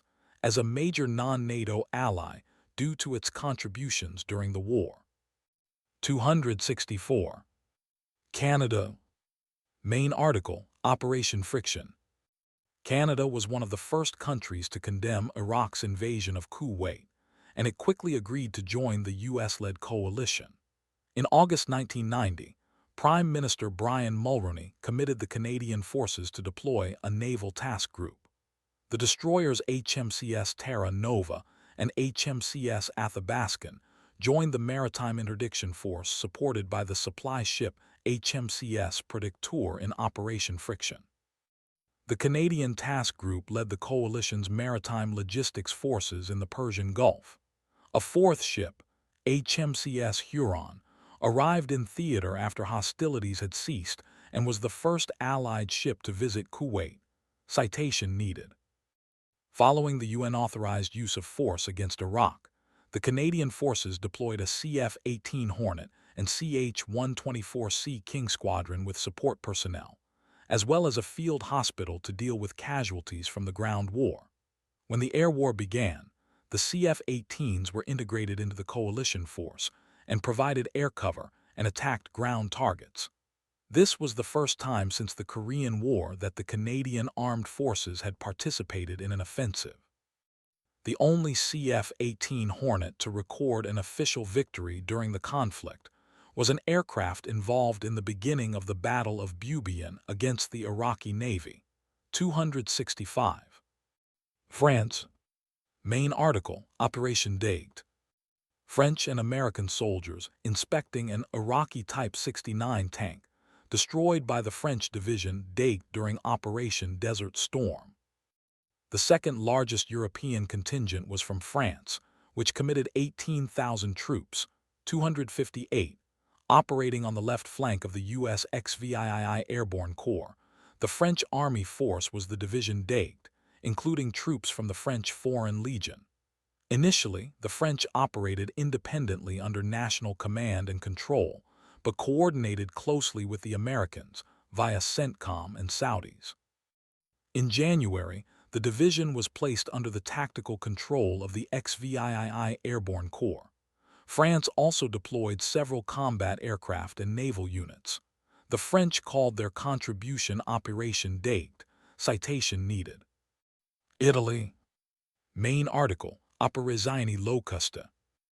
Following the invasion and annexation of Kuwait by Iraq, on September 25, 1990, the Italian government sent 8 multi-role fighter bombers Tornado IDS, plus 2 spare, in the Persian Gulf, belonging to the 6-0, 36-0 and 50-0 Stormo, which were deployed at the Al Dhafra Air Base, near Abu Dhabi in the United Arab Emirates. 266, 267, 268. During the 42 days of war, Italian fighters made 226 sorties for a total of 589 flight hours. The Italian Air Force recorded the loss of a single aircraft in the Gulf War. The use of Italian aircraft as part of the Desert Storm operation represented the first operational employment in combat missions of Italian Air Force aircraft since the end of World War II. Citation needed. United Kingdom. Main article, Operation Granby.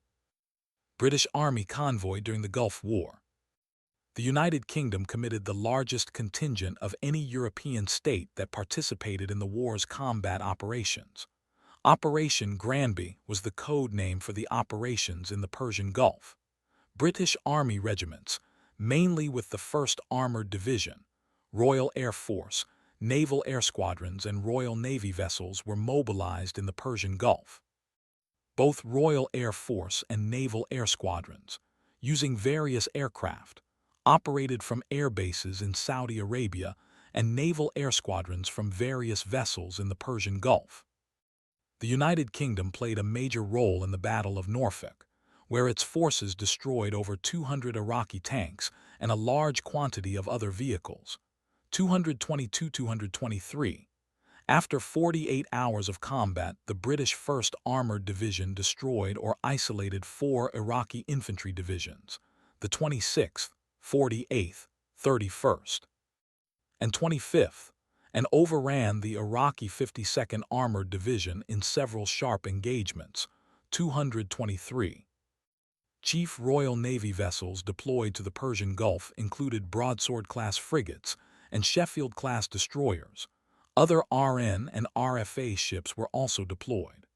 The light aircraft carrier HMS Ark Royal was deployed to the Mediterranean Sea, citation needed. Several SAS squadrons were deployed, citation needed. A British Challenger 1 achieved the longest-range confirmed tank kill of the war, destroying an Iraqi tank with an armor-piercing fin-stabilized discarding sabot, APFSDS, round fired over 4,700 meters, 2.9 mi.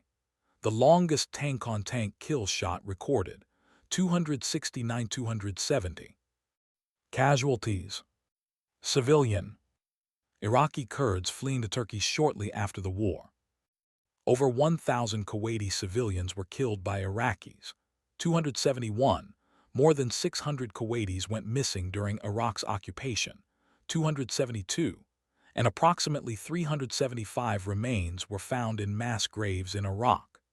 The increased importance of air attacks from both coalition warplanes and cruise missiles led to controversy over the number of civilian deaths caused during Desert Storm's initial stages.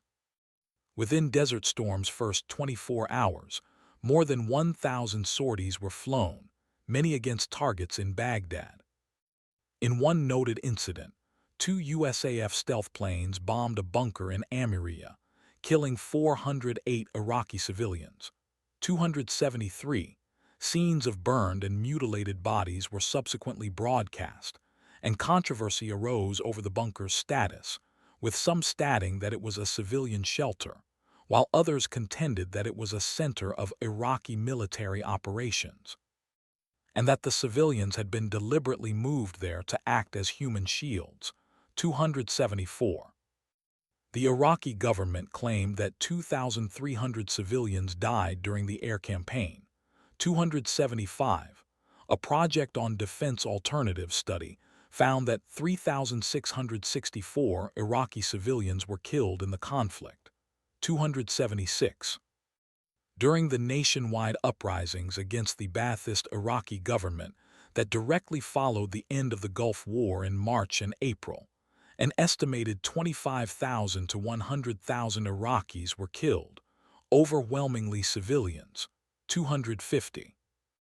A Harvard University study released in June 1991 predicted that there would be tens of thousands of additional Iraqi civilian deaths by the end of 1991 due to the public health catastrophe caused by the destruction of the country's electrical generating capacity. Without electricity, hospitals cannot function, perishable medicines spoil, water cannot be purified, and raw sewage cannot be processed. The U.S. government refused to release its own study of the effects of the Iraqi public health crisis. 277. An investigation in 1992 by Bate Osborne Dapont estimated about 13,000 civilians were directly killed in the war, while another 70,000 died indirectly from the war's other effects. 278, 279, 280. According to a 1992 study published in the New England Journal of Medicine by researchers known as the International Study Team, IST. Child mortality increased threefold as a result of the war, with 46,900 children under the age of 5 dying between January and August 1991. 281, however. These figures have been challenged by a 2017 study published in the BMJ, which stated that the IST survey probably understated the level of child mortality that prevailed during 1985-1990 and overstated the level during 1991. According to this study, there was no major rise in child mortality in Iraq after 1990. 282. A report published in 2002 by MedAct estimated the total number of Iraqi deaths caused directly and indirectly by the Gulf War to be between 142,500 and 206,000, including 120,000 military deaths, and 20,035 civilian deaths in the Civil War and 15,030 refugee deaths after the end of the Gulf. Iraq also launched numerous attacks on civilian targets in Israel and Saudi Arabia. A 1991 report by Middle East Watch said that at least one Saudi civilian was killed after they were hit by Iraqi shelling in Riyadh. 283. A disputed number of people were also killed during the Iraqi rocket attacks on Israel. Citation needed. Iraqi. A United Nations report in March 1991 described the effect on Iraq of the U.S.-led bombing campaign as near-apocalyptic, bringing back Iraq to the pre-industrial age. 284. The exact number of Iraqi combat casualties is unknown, but is believed to have been heavy. Some estimate that Iraq sustained between 20,000 and 35,000 fatalities. 278. A report commissioned by the U.S. Air Force estimated 10,000 Iraqi combat deaths in the air campaign, and as many as 10,000 casualties in the ground war. 285. This analysis is based on Iraqi prisoner of war reports. Citation needed. According to the Project on Defense Alternative study, between 20,000 and 26,000 Iraqi military personnel were killed in the conflict, while 75,000 others were wounded. 276. According to Kanan Makia, for the Iraqi people, the cost of enforcing the will of the United Nations has been grotesque. 286. General Schwarzkopf talked about a very, very large number of dead in these units, a very, very large number indeed. 287. The chairman of the House Armed Services Committee, Les Aspin, estimated that at least 65,000 Iraqi soldiers were killed. 287. A figure was supported by Israeli sources who speak of 1 to 200,000 Iraqi casualties. Most of the killing took place during the ground war. Fleeing soldiers were bombed with a device known as a fuel-air explosive. 287. Coalition. Coalition troops killed by country. Country total enemy. Action accident friendly. Fire ref. United States 140, 8 113 35, 35 288. Senegal 92, 92 289. United Kingdom 40 738, 19 290. Saudi Arabia 24 18 6 290 1 292. Egypt 11 5 290 2 293. France 9 2 288. United Arab Emirates 6 6 294.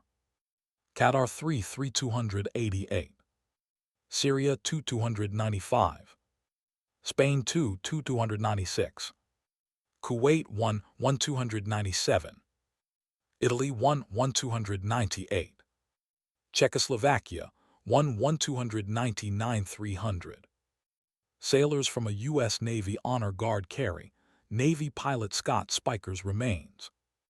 The U.S. Department of Defense reports that U.S. forces suffered 148 battle-related deaths, 35 to friendly fire 301. With one pilot listed as MIA, his remains were found and identified in August 2009. A further 145 Americans died in non-combat accidents, 288. The UK suffered 47 deaths, 9 to friendly fire, all by U.S. forces. France 9, 288, and the other countries, not including Kuwait, suffered 37 deaths, 18 Saudis, 1 Egyptian, 6 UAE and 3 Qataris. 288. At least 605 Kuwaiti soldiers were still missing 10 years after their capture. 302. The largest single loss of life among coalition forces happened on 25 February 1991, when an Iraqi Al-Hussein missile hit a U.S. military barrack in Dhahran, Saudi Arabia, killing 28 U.S. Army reservists from Pennsylvania. In all, 190 coalition troops were killed by Iraqi fire during the war, 113